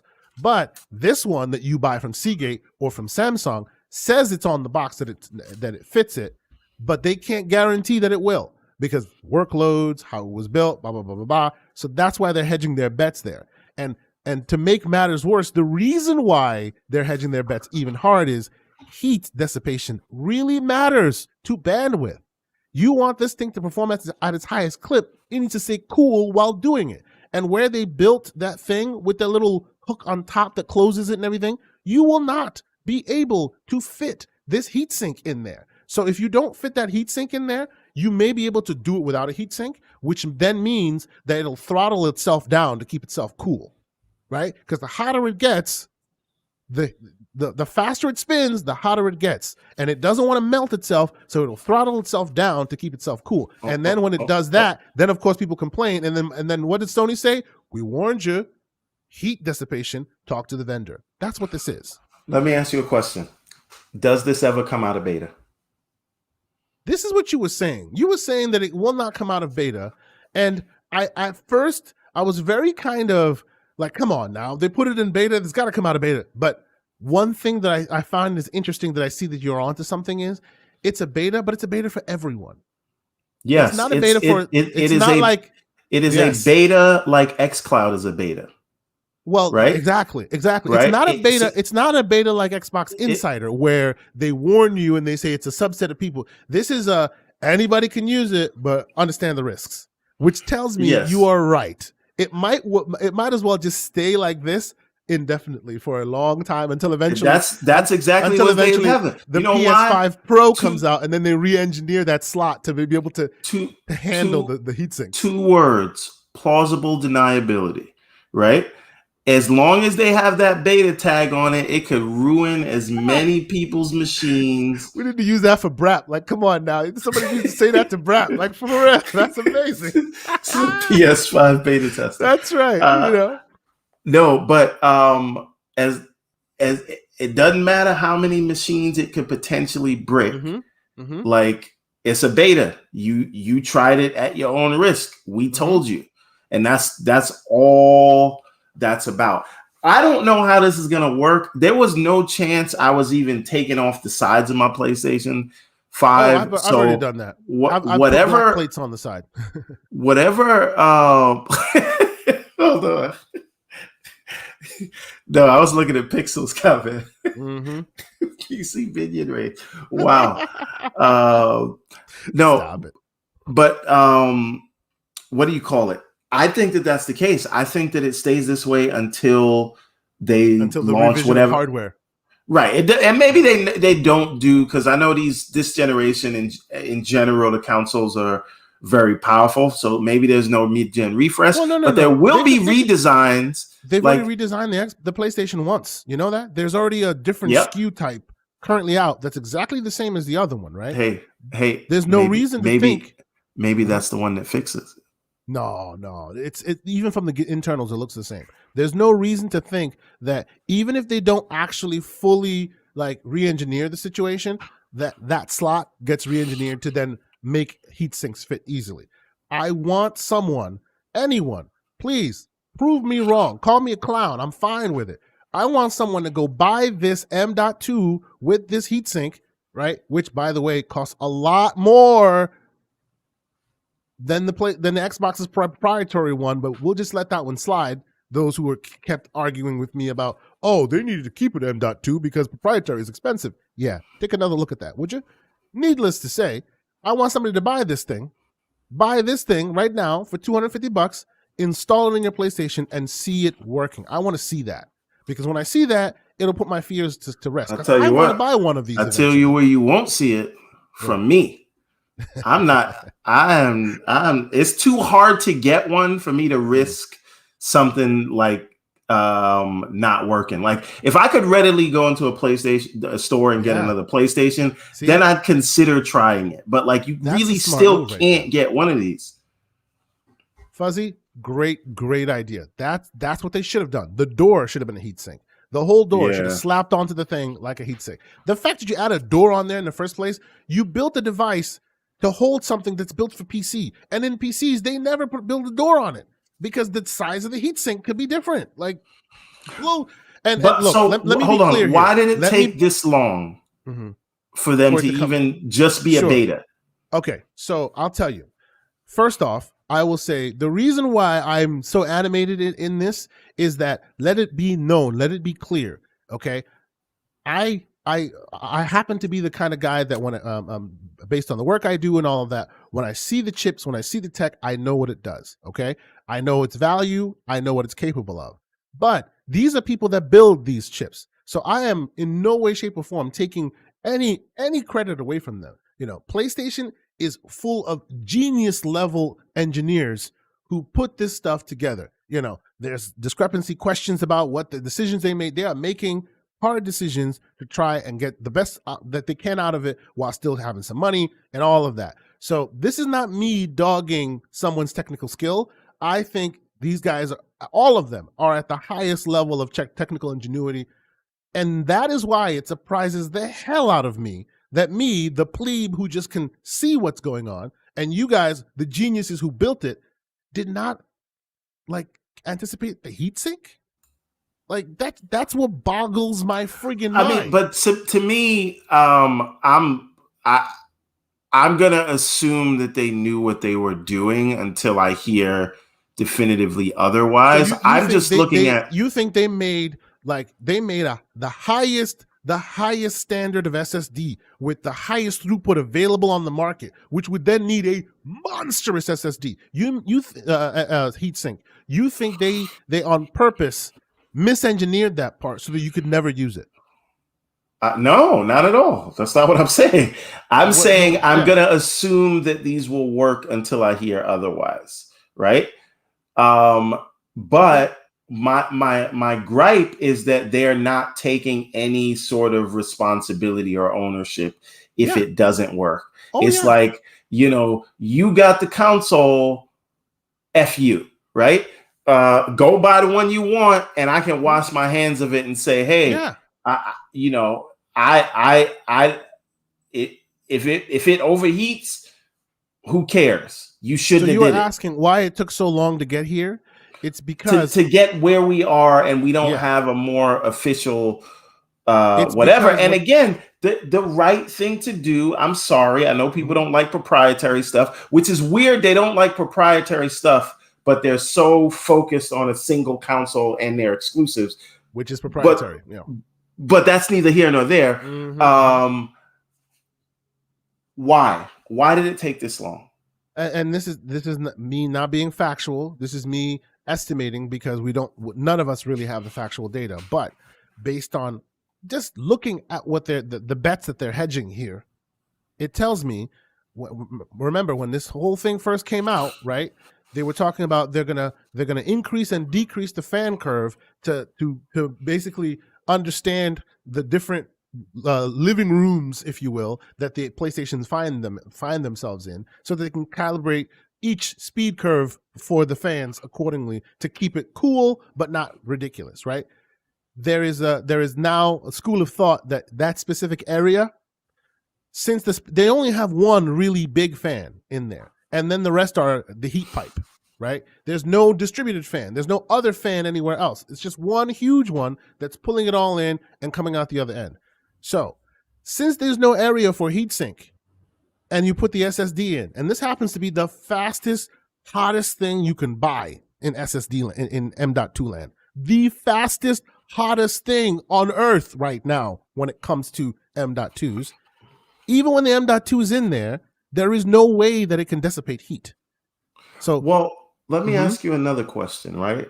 Since I don't know how much power M.2 drive requires, right? That's also scaled based on need, but continue. Yeah. Okay, so but it does draw power, right? It does draw power. Minimal amounts, but it does draw power. Okay, so it draws power and it generates heat, right? Does that at all affect the variable clocks in the PlayStation? So to my understanding, and this is not specifically to PlayStation, but to the AMD tech. And I'm not leading the witness. I'm literally asking that question. I have no idea. 100%. Yeah. Based on the tech that they're using, AMD's tech, Smart Switch, Smart Shift, it's right. They switch based on workloads, not based on heat distribution. Okay. So that means it shouldn't be indicative of, like, if it gets overly too hot, it shouldn't then scale the processors down. What should scale the processors up or down is the need for that processor, for that process, whether it be GPU or CPU, in the scene, in the game. Meaning, for those who don't fully understand, it's basically they use Smart Shift, AMD's tech. Like the PlayStation obscured it, but it's AMD's tech. Smart Shift takes, like, think of it as a pool of water, and you have the GPU here and you have the CPU here, right? And there's a big pool of resources. And if the CPU needs it, it shoves it all the way here, makes CPU super strong. As soon as GPU needs it, it shoves it all the way there, so it's able to punch above its weight a little bit because it's taking the resources back and forth really, really quickly. And in many cases, that's why in certain instances, when edges are trimmed off and the games are made in a specific way, that's why it's able to compete with the Series X, because it's able to punch above its weight back and forth, and they're not at the edges of their capabilities yet. When they get to their edges of their capabilities, that might then start, showing you different things. Because they're not there yet, even though Xbox has a higher resource pool, the PlayStation could go back and forth really, really, really quickly so that it's able to keep up. That's what the Smart Shift is doing, which is really interesting, cool tech, But will that affect it down the line? Not specifically with heat per se, but it would probably affect it if heat would affect it in a certain manner. Meaning, let's say in a world where your M.2 is like performing badly because it's overheating, right? It'll throttle itself in order not to melt. So it would drop itself down a little bit, right? That, of course, could have adverse effects to the rest of the system as well. But aren't they using these SSDs not in a way that old hard drives were used, where they're streaming in assets as they, like, on the fly? Yes. Well, see, that's the thing. The old ones were streaming in assets not on the fly. Well, on the fly, but they were bringing it into memory because memory's faster. Sorry for the deep tech talk, but it's not that RAM. Deep. It's not that deep. RAM is always faster than hard drive speed, right? So the idea was always to send what you need into RAM, even though there's not much RAM, right? So that's why the hard drives spin up so fast, because you can't send 100 gigs to RAM when RAM is only 18 gigs, right? Or 10 gigs or 5 gigs, depending on how much is being used for your machine. So they would send it to RAM, and then RAM would send it to the CPU because RAM was always faster. Since these SSDs are so fast, there is the idea that they're now trying to directly send it to the CPU rather than going through RAM. Are they still have to go through RAM, right? Because the RAM is still way faster than the SSD, right? It's like yes, like it's always going to be 10 way times faster. Yes, it's always going to be way faster than the SSD. Yes, but because of the Kraken, specifically, specifically Ratchet and Clank, because of Kraken, because of the way they're able to multiply the speed of the SSD, they're able to pull a lot of assets. Yes, a lot of it still goes through RAM, but they're able to do a lot more than they were able to, because remember, back in the day, it's hard drive RAM scene in little chunks. But since the SSDs are so much faster now, they don't have to go through that cycle anymore. Some will go through RAM because it needs to, but others can go right to the screen, and that's where you get your teleportation stuff. So right, and Pixel is coming to the point that I'm they all go through RAM. Inartfully trying to come to. Mm-hmm. I'm if a newer game, a next gen game, is designed with the SSD in mind, right, to do all of those things. Yep, that's what we're talking about. If your game is running off of the expanded SSD, the new one that you're running, and it has to throttle because of heat concerns or whatever, right? is it going to be able to stream in those assets to the RAM in the time that it needs to? Because if the game is designed to take advantage of that 5 gigs a second uncompressed, or up to 5 gigs a second compressed, because a lot of people don't tell you that, like what Microsoft told you a guaranteed speed, but it could be higher. But they wanted to tell you, they wanted to advertise the speed that they Microsoft know you will gave you get a floor, at the very least. And PlayStation gave you a ceiling. Exactly. Microsoft gave you a floor. Yeah.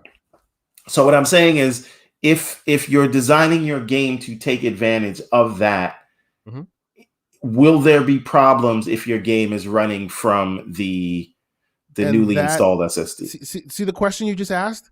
That is the basis of this hedging of bets that says all games will not work. That's the basis of it, and it's theoretical, right? Because there hasn't been anyone that has gotten full actual reporting from them. But based on all of this information here, this specifically heat dissipation, and go talk to the vendor and all of that. Remember, even though PlayStation gave you a ceiling when they were talking about it in marketing, right? It needs a certain floor for it to function in game. So if heat or any of that becomes a concern here, it could drop that floor, making it not playable on the PlayStation. That's the theory. Okay. That's the theory. So, I mean, and please, there are very good heads in here. Correct me if I'm mistaken here, but that's a pretty devastating hardware design flaw. Am I mistaken here? Like I still have not seen any, because there's videos of everybody doing everything. Like I was saying, Tom Warren put on like a straitjacket suit of some kind, like a yellow suit, and took out a screwdriver and started going to town on his PlayStation, put it on YouTube. But Kay, no one's actually installed the proper SSD yet. Why are you worrying about this when you should be worrying about the fact that your console has no games? I don't understand. It's not that big of a deal. You could just not buy it at all and just uninstall games, right? I think you're just worried about this because you're console worried. Oh, stop it.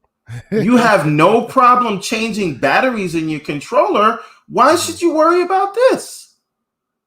You're comparing battery changes to SSD removal. Look, man. I'm just repeating what I'm hearing out there, man. Yeah, well, but you know what? You can repeat what you're hearing out there, but those people aren't serious. They're not trying to be.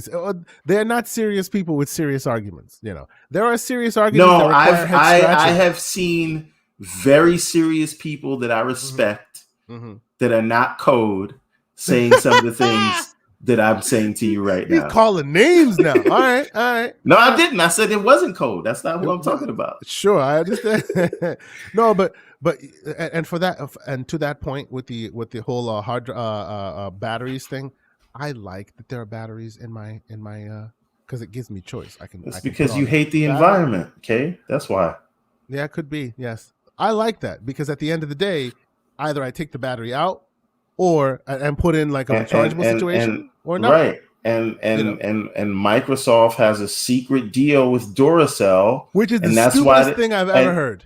No. They made this deal inside of a pizza shop that was being used to traffic children. Stop.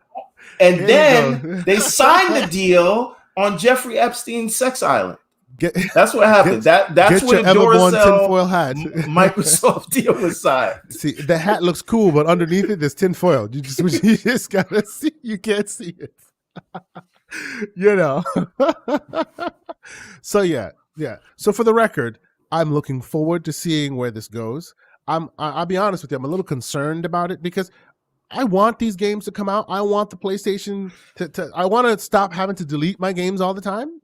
I want to be able to have it. Let me tell you something. I am deleting games off the Xbox that has already more storage to begin with, plus the 1 gig expandable storage. So that's 1 terabyte. It's 2 terabytes I got, and I'm deleting games. So you can't tell me, and I've already had to delete games that are off of the PlayStation. So it's not nothing.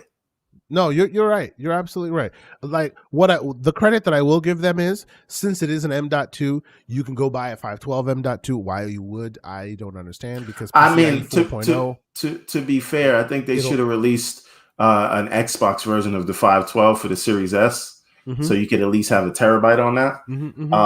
Because it's the optics are bad. Is that like you're gonna spend more for the expansion plus the $300 Series S than you would pay for a Series X. I love Pixel's solution. Very good. Problem solved, he says. I mean, they're putting out less, so maybe it's all cyclical. Here's the funny thing. I have an external, which is a 3.0, which supports Xbox One games, but not the newest, right? And then I also have an external, like the expansion card. Between the two of them, I have 18 terabytes on my Series X. And within 18 terabytes, I think I've used about 75%, and I still delete things all the time. So that idea, they got no games, but somehow we fill in our hard drive with something, somehow the hard drives keep getting full. So what do you? Is there anything about this SSD stuff that would change your mind, that make you go, hey, I want to do it. Like this is going to be better than I thought it was. Is it as much of a shit show as it appears to be? Is I guess my question. I think it's worse. Honestly, I think the best thing you can do this is what I recommend to all my fellow PS5 owners is don't do this shit. Just don't do it. Don't upgrade. You unfortunately just gotta delete games when new ones come out. Fortunately, they're again, since only those Sony exclusives count, you're only gonna have 3 or 4 a year, so you'll be fine. But jokes aside, once you say to me that if this damages my PlayStation, which you know what I mean, you had to fight tooth and nail to get, and you cannot walk out and get another one. And even if they did honor, like do you think that Seagate is gonna get you a new PlayStation 5? Right? Does anyone believe that? Right. So what you're saying? So basically, like, if you get that thought experiment all the way through its fruition, what they're saying is, you put in this new Seagate drive, it doesn't have adequate cooling. You put it in, you load Ratchet and Clank. You're playing. It's pulling, it's pushing, it's pulling, it's pushing. It overheats, potentially damaging your thing. You go to PlayStation, they go, well, we told you.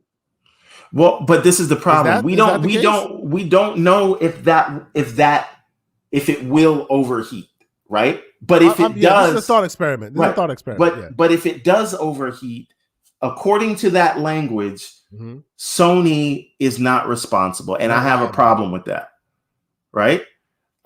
So because of that, then I just won't upgrade the storage. It's actually very interesting you say it that way, because again, on the Seagate side, right, on Xbox, Seagate made it, but they made an Xbox expansion card. So you can actually go to Xbox and go, hey, this expansion card is busted, and they have to, work the logistics for you. These guys can just wash their hands and go, M.2 not ours, peace out. you can spin this any way you like, right? At the end of the day, if you want to use one of these drives, they can call it beta. They can't, doesn't matter. You can call it console warring, whatever you want to call it. Sony will not, or according to that language anyway, if something goes wrong here, they're not responsible. So, which is insane. So, but again, this all depends on how long they keep that beta tag on it. So are they gonna? It's not about that you have to install it this way. No, saying it the way you're saying it, you are absolutely right.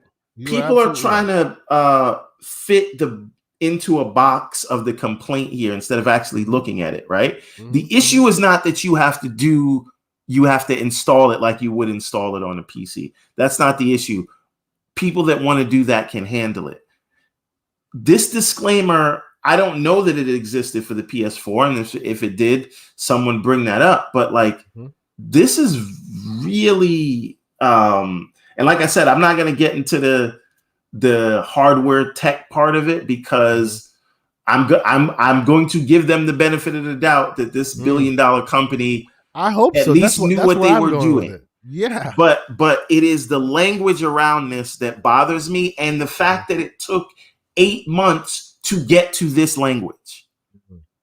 That's crazy to me. I agree. 100% agree. I agree. Oh, and I was wrong. It wasn't 18. It's 14. But that's how much free space I have left on it. There you go. So yeah, we ain't got no games. Let's see how we do this. Anyways, so yeah, I agree with you, and we shall see where this goes. And this is just me. I brought this up basically kind of because I'm a bit disappointed. In all honesty, I'm a bit disappointed that this is where we are because I was excited to be like, finally, after all the blah blah blah and the BS, they finally they got it there. Let's put it in. Let's keep it moving. And now again, we have to sit back and wait. And hope for the best. But you're right. I probably will just wait and see. I want to see some videos of people installing it. I want to see some videos of people having it installed on the machine, and then like you had a bunch of games on your external or your internal, and then you moved them all to it.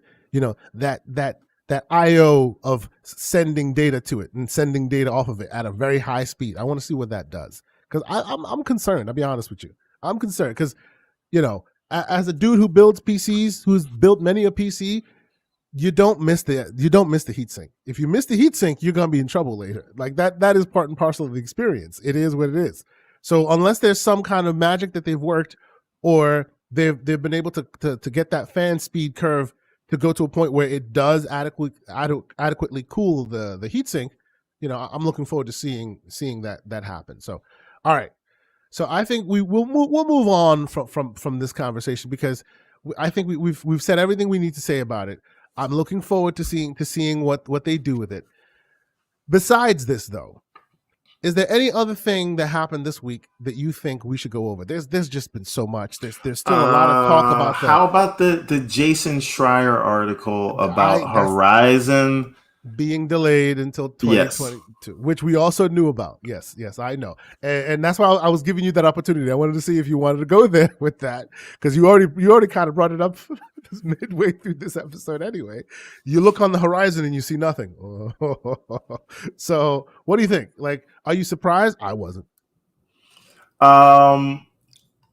Okay, I was surprised. I'm going to tell you why I was surprised. Okay, because I never once thought that Gran Turismo or God of War were coming out in 2021. Okay. It never for a minute crossed my mind, right? I think, though, that because we saw gameplay, and be clear, the first time we saw actual gameplay of this game was this year. Yeah, not last year. Last year was a pre-rendered cutscene that everybody was saying, "Oh my God, this is real." But anyway, yeah. So I figured they had to have it out because look what they're going against in the holiday, right? You're going against Halo. You're going against Forza. People they're gonna go against Breath of the Wild again. It's gonna slow them like a neck bone. That's another reason why you don't want that game out. Like you want it out this holiday. Mm-hmm. That is the time, right? It's holiday season. It's a system seller, right? Which it is, 100%. I agree. Yeah. Right. So, how? And again, I'm not saying to put it out, right? Mm-hmm. This because. Xbox needed Halo last year. Yep. Right. But it just wasn't ready. Right. So I really thought that they were going to do everything they could to have it ready. But this goes to show you that myth of how come COVID didn't affect Sony? Yes, it did. They're just very good with their marketing to make nothing to see here. You got 2 games this year from Sony. Yep. Right? Yeah. 2. And so the only thing that's carrying them this holiday is an Xbox Studios game. And if I'm Microsoft, I'm making sure the Xbox Game Studios logo comes up on the PlayStation. Yeah. then Phil shows up with a phone number. Phil's face like toasty. Right on your PlayStation. but more seriously, it like they had a state of play, but I thought that they were playing the same game as Halo, where it was like the game's ready, they're just not giving us a date at the state of play because they don't want to release it next to anything else. Call of Duty, right? Thing. Yeah. I get right. That. They know Halo's coming. Like a lot of people doubted it, but like if you any smart businessman is not just going to discount Halo, right? Mm-hmm. But then there's other things like Call of Duty, like Battlefield, and all those other things. So they wanted to position it properly. That's what I was going off of, right? But now it's not coming. And I just feel like, I think if you're a PlayStation gamer, you're fine, right? Because other things will fill that gap. You will play smaller games, you will play remastered old games, and you will play third-party AAA games, right? So this idea that only these things matter, I think this kind of flies in the face of that, right? That's not to say they don't matter, but I've just talked to so many people that think only this kind of game matters, and that bothers me, right? No, I agree with you. But recently, for this whole year, I was saying Resident Evil 8 is my favorite game this year, and maybe it still is, but Death's Door is making me rethink that, right? And that is a small game. Every time he says Death's Door is great, I go, because he hated it. Who did that for you? Who did? Right? Yes, sir. So again, I'm just saying that gaming is more than this. This is a big part of it. But I love Marvel movies, right? But film is bigger. Yes. Film Marvel. is bigger than that, right? So you get and I really feel like it's this reductive argument only because they're caught up in this marketing machine that they need to bigger, believe, better, stronger, right, powerful. Yeah. So I mean, we spent how many parts of this so far almost 2-hour podcast talking about games that were made by less than 20 people. Like that idea that AAA is the only way. It's just ridiculous. No. It's not that. It's because people tried to, and I know the people here are smarter than that, but people try to twist that into you saying that they don't matter because they're not on whatever your council of choice is, and that's not what I'm saying. What I'm saying is we should be able to appreciate all those things, and the reason, and they all matter. But like just looking at this right now, I'm very disappointed about this because this is the game on the PlayStation side that I was looking forward to the most this year. So what you're saying, all games matter? Is that what you're saying?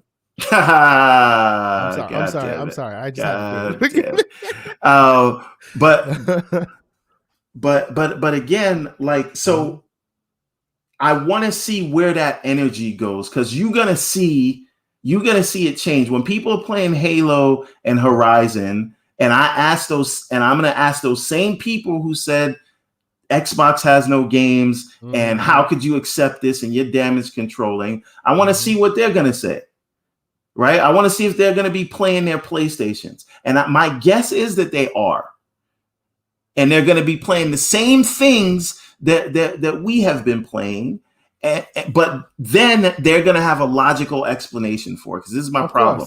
Every time some issue happens, the explainers come around and the very logical, level-headed people come around. But anything remotely similar on the Xbox side, it's a 5-alarm fire. And if you're not mad at it, then you're the problem. And as soon as something happens on the Xbox, on the PlayStation side, Morgan Freeman shows up and goes, "Let me explain it to you." Right. And again, and it's like we don't get to have adult conversations about things until there's some drawback on the PlayStation side until the same thing happens, right? Yep. PC games coming day and date was a problem. Yes. And now Sony's putting games on PC, and now people are going to say it's less of a problem. So we can't get to the hardware agnostic future where content is at the forefront, right? And it meets you where you are because we're stuck talking about things needing to be a certain way because Sony hasn't caught up yet. And that to me is reductive to all of this gaming conversation that we try to have. And so again, maybe now you will hear that less. So maybe that's the good thing about this being delayed. I don't know. You think so? I'm trying to be optimistic. We can try. We can try to be optimistic. More we can't ask about, but trying to be optimistic is all we can in these gaming streets, because you think you've made a breakthrough and still you get very reductive, very ridiculous arguments being thrown at you at a moment's notice. So yeah, so that got delayed. We know that got delayed. So with that delayed now, what is the big holiday game on PlayStation now? Like this summer, this holiday. What game? Okay. Deathloop and Kena are the two games. Deathloop has not been delayed. Deathloop is the only one that's still on track, right? Deathloop is this year. Tokyo Ghostwire is the one that got delayed. Ghostwire Tokyo got delayed. Okay. Now, Kena is also one of those things that you want to be very careful, because Kena is also a very indie situation, and let them not fall into the Ascent problem where people are projecting too much on them. They come out and they're not what people thought they were, and they get screwed. It's an indie situation with an indie studio. And as Beast Mode says, Deathloop is September-October time frame. So is Kena, right? Yeah. So there's just really not much there. Are we going to see Call of Duty this year? We're supposed to, but we should have seen it by now. Am I wrong? We should have seen at least a glimpse of it by now. I don't know. If I'm Activision, I'm just pumping the brakes on that and trying to let this thing let all this ride. Yeah. So okay, I own a PlayStation. I don't own an Xbox. I don't own a PC. I finished Ratchet and Clank. I loved it. What will I be playing? Kena, Deathloop, and that's it? What else? That we know of. Yeah, we're assuming Call of Duty will come at some point, but that's multiplayer. We're talking about something that keeps them still going, yay, Listen, the same way people say Xbox guys live by the power sword, they die by the power sword. Mm-hmm. Right, and it kept getting thrown in their faces with the Digital Foundry frame rate thing. You live by this exclusive sword, you got to die by it. That's it. Or we can all grow up and have actual conversations about the games and the industry, like adults. Beast Mode getting slanderous. You have a PS5, start playing Twitter. Start. All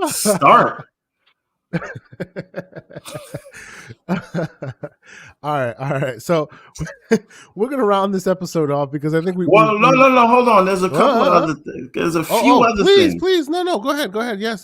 So, did we talk about the Sean Layden comments about Game Pass not working? I kind of let that slide because I didn't, because I can count. Unlike Mr. Layden, but go ahead. Continue. Well, but look, the reason why I let that slide, okay, is two reasons. Reason number one, the last time we heard Sean Layden, it wasn't in very glowing terms for PlayStation. Okay, so that fills me with tinfoil hat. I should wear my Everborn Saga tinfoil hat, which I do not have on right now. I apologize, but when I heard this from Sean Layden, right,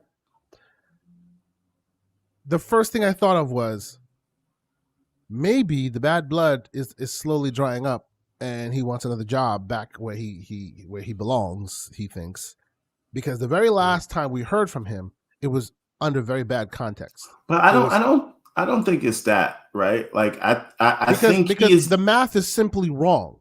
what he's describing there. It's so simply wrong that even normal plebes can see it. So it's almost like, to me, it seemed like he was really, really trying to go like, see, I'm still one of the men. I'm on your side. That's what it seemed like to me. That's why I didn't take it seriously. But see, this is what I'm saying. The question, if Jim Ryan said that, I would agree with you.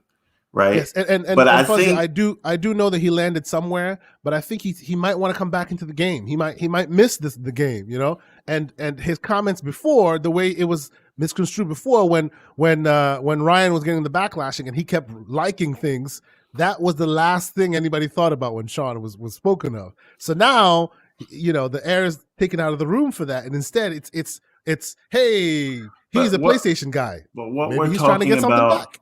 Is him saying that for Game Pass to work, it would need 500 million subscribers just to see a return on investment, which does not compute. Now, what I hope, this is me being optimistic, is that he is just seeing things, aside from his math being ridiculously wrong. I think he's seeing things from the perspective that he saw. Right? From PlayStation he's not looking at it from the perspective that Microsoft saw, because Microsoft can make a bet that takes 10 years to pay off. They can afford to be in investment mode until that becomes another multi-billion-dollar quarter business. $10 billion a quarter and up. That's what they're looking at. That's what they want. Microsoft has always played the chess game when it comes to like prolonged viability and profitability. They will pay today to get back 5-6 years from now. And they were gearing up to be in this cloud business for nearly a decade before Azure was really a thing like that, right? Same thing with the 365 stuff. It's Office. Now they're going to do Windows 365, right? They see Xbox and Game Pass as a division of the company that can rival as a pillar, right? So it was the Windows company. Then it was the Windows and Office company. Then it was the Windows, Office, and Cloud company. Yep. Now it will be Windows, Office, Cloud, and gaming. Right? Yeah. And that is where they want. So when you see those Office 365 consumer numbers, which are at 65 or 56 million right now, paid monthly users, right? Yep. That's where they're seeing Game Pass that's what they're seeing as a possibility for Game Pass. Yeah, that's where they want 50 million, and then they want to try to grow them both to 100 million in the consumer side to match what it's doing on the enterprise side. Yep. So and the same thing with the Surface. They threw money at Surface forever, right? And then it started becoming profitable a little later. Yeah. They know they know the process. That's right. You're absolutely right. So but I say all that to say, right? They can take the hit on what they'll lose on console sales for many reasons. One being it is not their only source of revenue, right? Another being they are committing to day and date on PC and making up for sales that they're losing on console on PC for non-subscribers to the service. And then people who subscribe rarely leave the service. So you'll get that recurring revenue over time.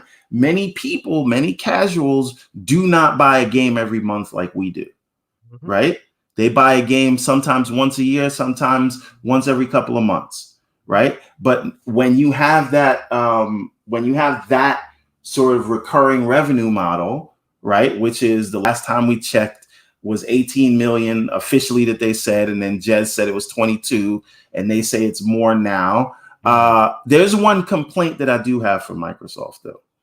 And I've been looking at all the investor calls, and you cannot have it both ways, right? If your metric is Game Pass, and that's the reason you don't release console sales numbers, then you need to tell your investors what the Game Pass subs are in your investor calls. Well, no. You're not telling us how many consoles you're selling. Hold on. I say this as a Microsoft shareholder. I hear you, but let me push back on that a little bit, because they're not saying Game Pass.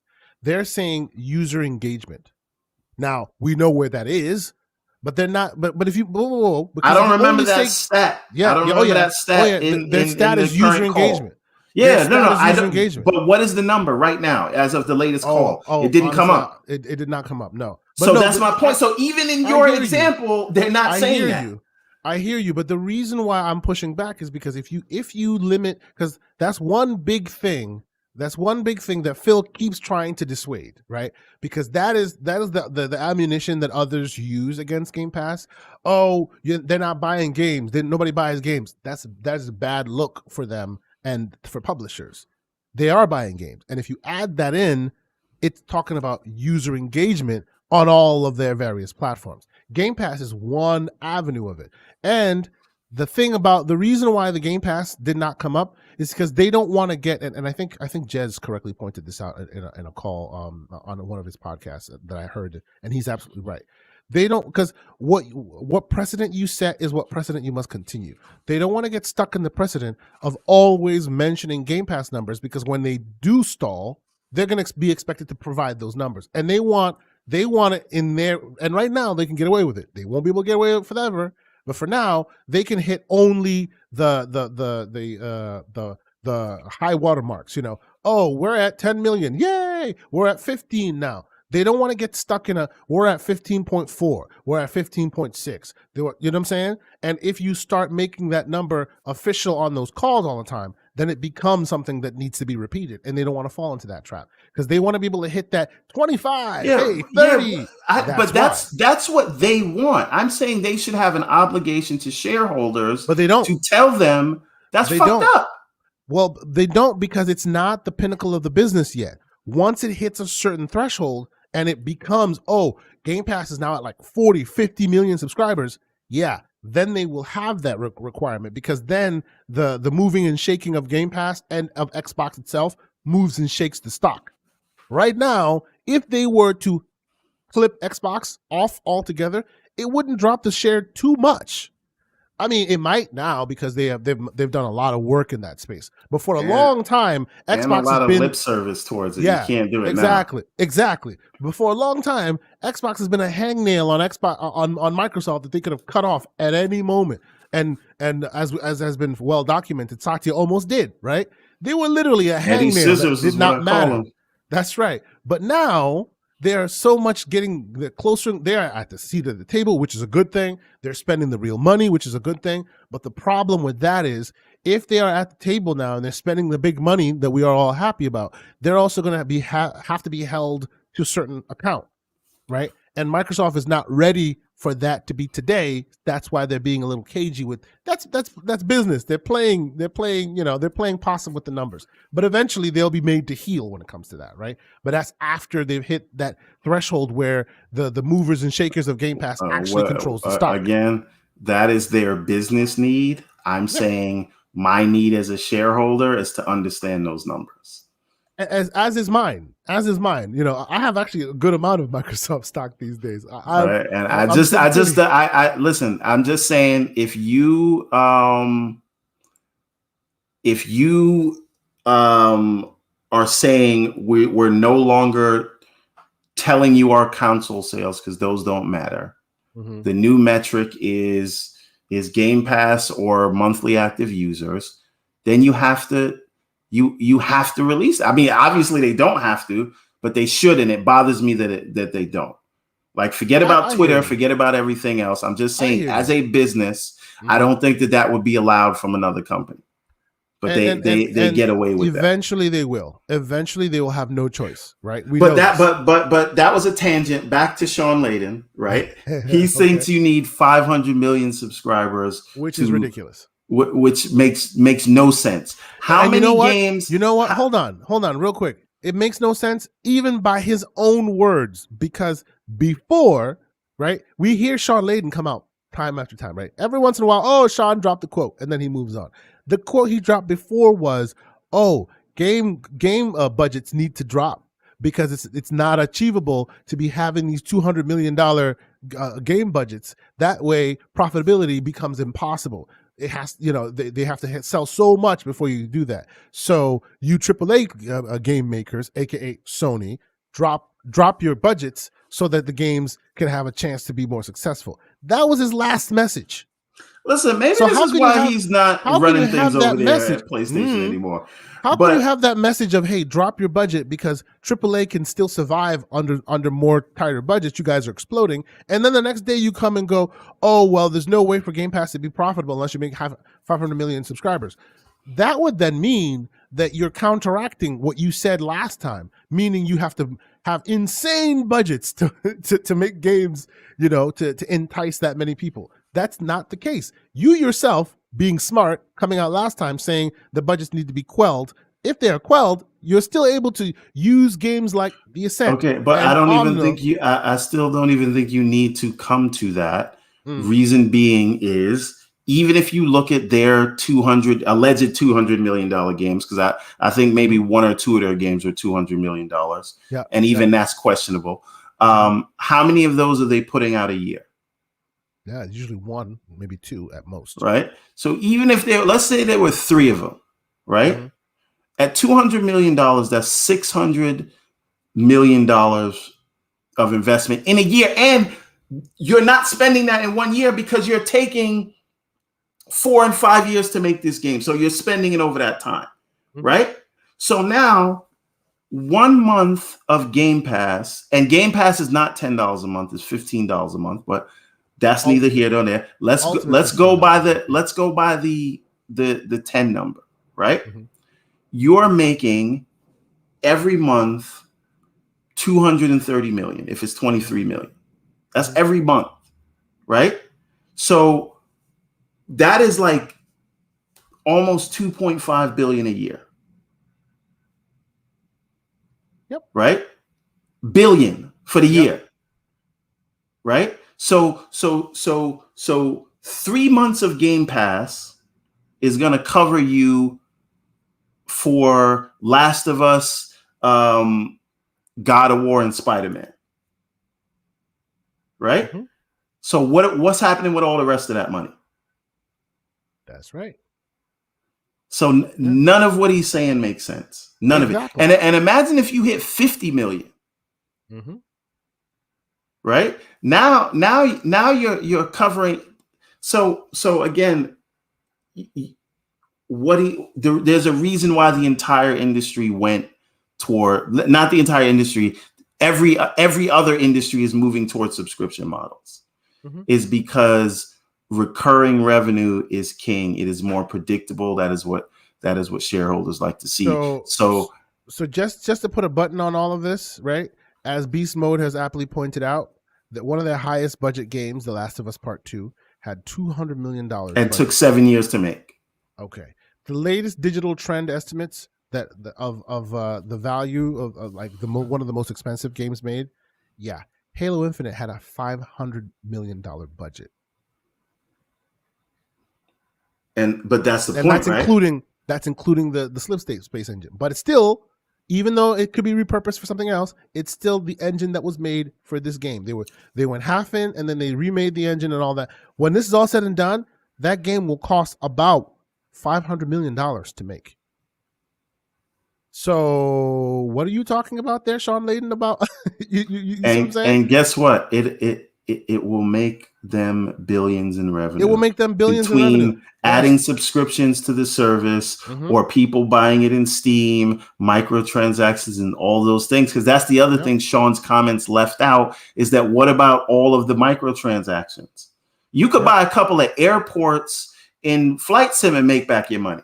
But that's right. That's neither here nor there. And one piece of the puzzle that you added that really speaks to what happened here is he's speaking from a position that he's aware of, right? He's never been in a position where AKA a position of ignorance, but continue. He's never been in a position in his role where he had Daddy Fat Sacks ready to drop the bag if you give me a right reason. Sony's always lived or died by PlayStation. There's never been even though they have different parts of themselves, their TV business has never been particularly great. I have one of their Bravias. Their phone business has been a joke. Their camera business does well, but it does well for other camera manufacturers. They use their sensors in other cameras rather than to consumers. So at the end of the day, and even the movie business has been up and down based on the MCU. So at the end of the day, they need PlayStation to succeed, right?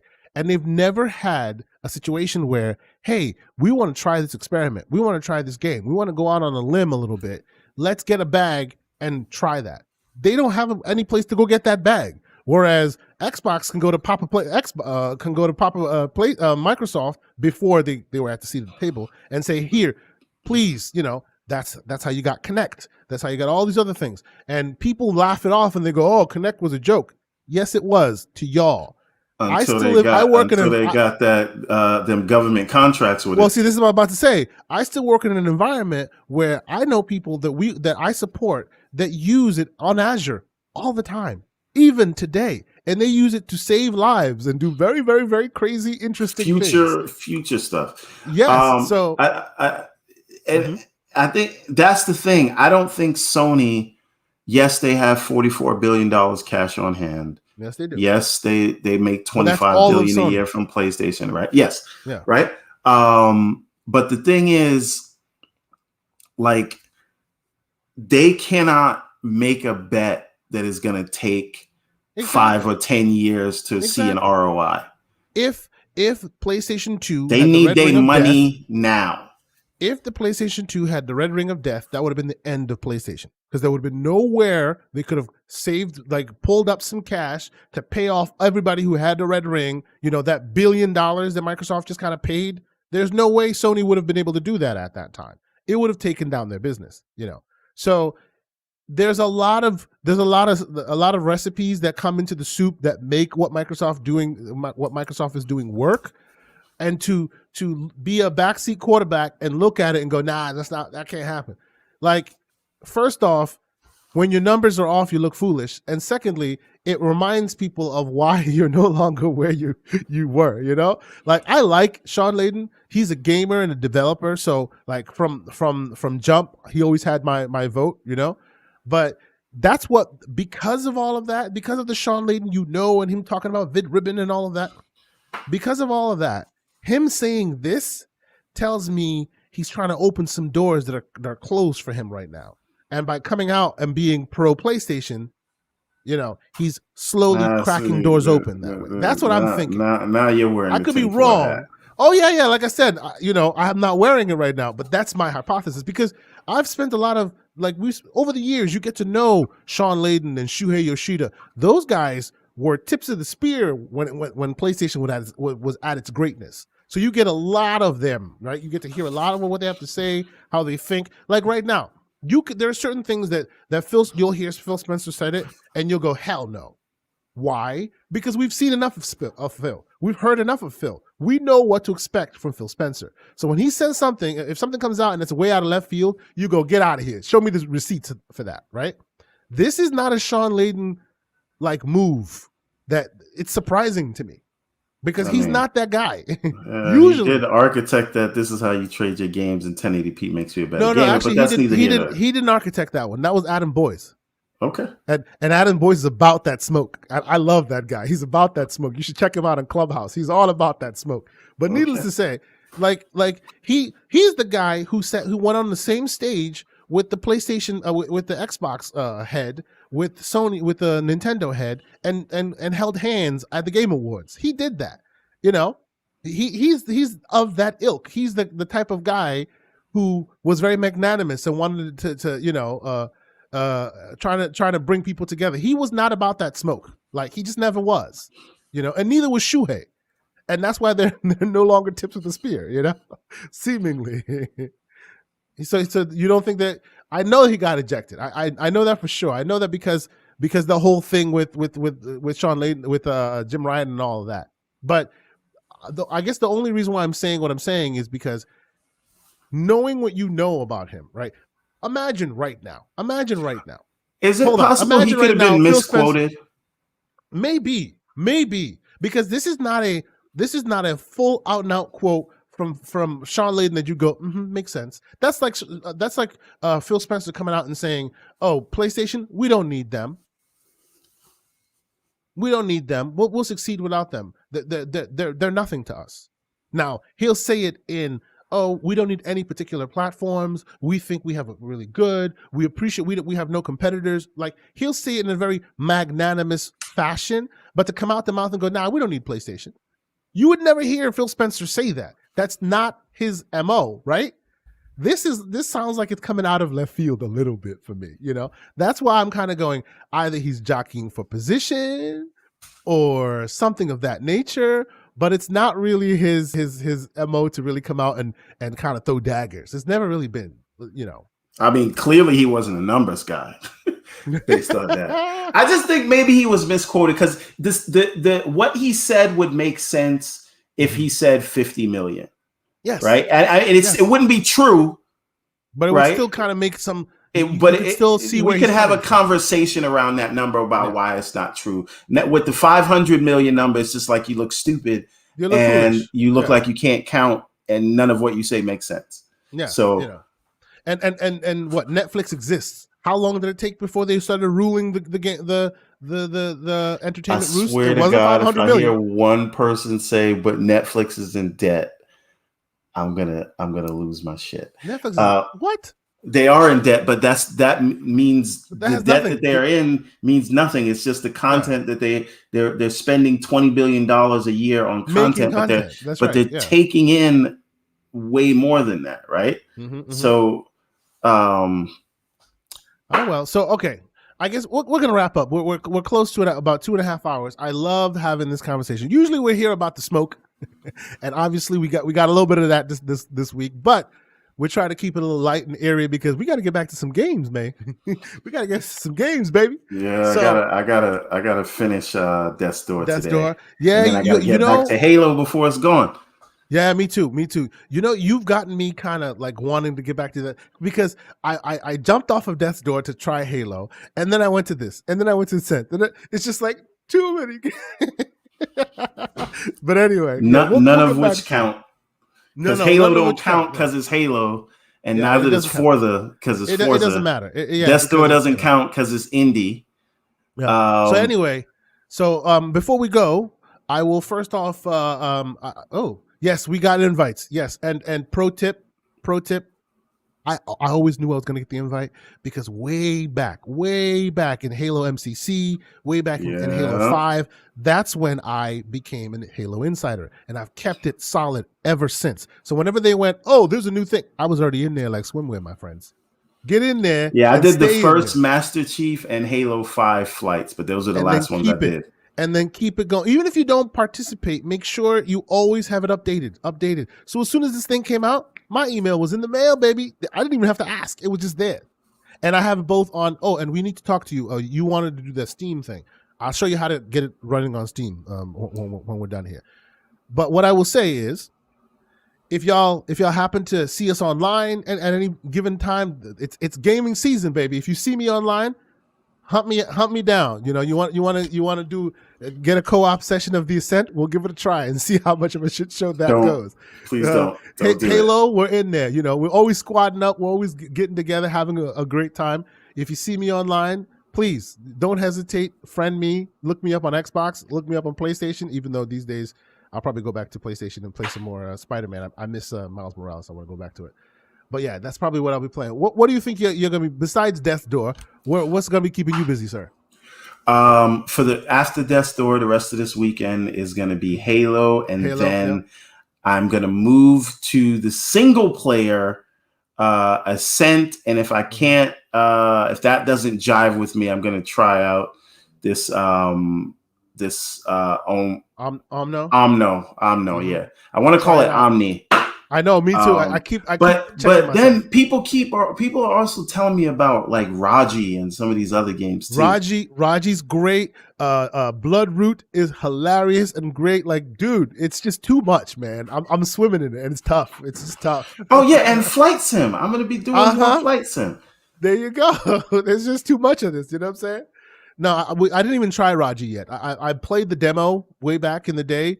And when I think they were doing demo days in 2020, that's when I got to try it, and I was like, wow, this is amazing. So I want to give it the full like attention it deserves. Like I get Death's Door, but there's just so much games right now that I don't even want to start with Raji until I know I can devote the time necessary to it. You know. Yeah, I don't want it to be another Death Store where I'm caught in it for like 2 weeks. Yeah, it sucks, and you want to finish it so you can move on to something else. Like, I want to take my time with these things, but there's so many of them coming. Like, it's just crazy. Oh, and also apparently we don't beat games either.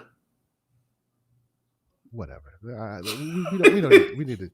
And you know what? Let me give you a very hot take on that. So what if you don't beat a game? You have the ability to do with your gaming whatever you want. You want to play on easy mode only? Do you? You want to just touch the game, play 20 minutes, and move on? Do you? No one needs to screw your shine just because you haven't. You wanted 20 minutes out of it. You got what you needed. Keep it moving. Don't let anybody hating on you for that. Like, that's ridiculous. You know, that whole we have to prove your worth. That is reductive and childish. Keep it moving. So yes, we will continue this game talk, and I suspect this plethora of ridiculous amounts of game talk will bleed into next week's conversation as well. Speaking of next week, I'm trying to get Marshawn Alloon back on here. He was actually going to be on here this week, but something happened. He had an unforeseen complication, and he won't be able to make it this week. But next week, he promised me he would be able to. So that also means that next week our episode might start a little later to account for his time. He's in Canada, so that's 3 hours ahead. So we're behind. So we may be able to do that. But besides that, now folks are going onto Bloodroot. You haven't played that game, bro. It's crazy. You need to play it. No, I did. I turned it on for like 2 minutes, but I was like, I can't do this. It's so much fun. It's ridiculous. Yeah, no. Like literally, puzzle box of death. Less. I had it on for less than like 2-3 minutes, but I was like, I can't. Because I have muscle memory for Death's Door right now. And I need to, those bosses are no joke. So I need that muscle memory before I can move on to another game. No worries. But yes, we will be, as the games come on, I promise I'll do a better job. I need to get a capture card. Like, I've been using Xbox to capture my footage, and sometimes it's a crapshoot. I need to get a better capture card. So that's another thing they need to fix. And I don't think they realize how big of a deal it is. It's not high up on their priority list. But I'm saying for marketing and mindshare purposes, people share PS5 games and they look like next level. And games that could look next level in sharing it to people that would build hype, you can't do that because they don't focus on the capture and sharing. So they don't realize that that's a big deal, but it is. And I think they are losing market share because of it. And that's, I agree. But anyway, they may just look at the numbers and say not enough people like use that tool, but maybe the people that don't use it because it's trash minority. Yeah, exactly. So I hope they fix that thing, because otherwise I have to get a capture card, because that's why my footage has not been consistent, because sometimes it's great, other times you're done with the capture, you look at it and it's completely black and it's completely ruined. You know, it's very, very inconsistent. That is very much a knock. You know, it's another trash thing at Xbox. Their mobile app. Which one? There's the Xbox app. On what? On what? That's the problem. Because like you can't even buy games in there. Limitations of iOS. If you do it on Android, basic you can do things you can't do. Okay. Because Apple will not allow them to put an app store iPhone Xbox app is garbage. Because Apple. I'm sorry for everybody who worked on it. No disrespect to them. The app is garbage. The only thing that they can let you do on the iPhone app is to connect to your Xbox, because that's the only thing they can let you do. Because of Apple's rules, a lot of the fun stuff you want to do, you want to buy a game, you can't do any of that stuff. On Android, you can. But why you can do all of that stuff on the PlayStation? I do it all the time. I don't know. The PlayStation app on iPhone is light years ahead, and all this stuff used to exist in the Xbox app on iOS, and they stripped it all out.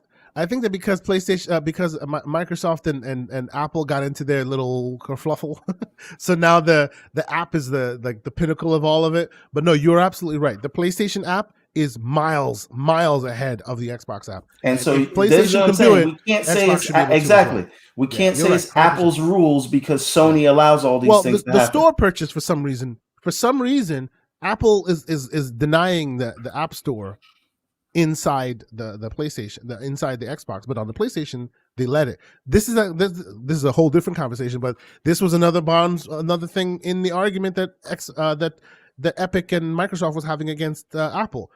Different rules for different folks. They say you're not allowed to have an app store that's not their app store in the app store, but they let PlayStation let you buy and download PlayStation games. They won't let that on Xbox. It's a weird thing. We shall see. But yes, we'll go ahead and wrap it up. They need to fix it. It's glaring because it's right there. It is. They're absolutely glaring. But that's neither here and you know what? And the search function in that app is garbage. It's also garbage. You ever try to search for a game? You can't blame that on Apple. See, anyway. I told you we started good, and now the slanderer comes out. All right, but all right.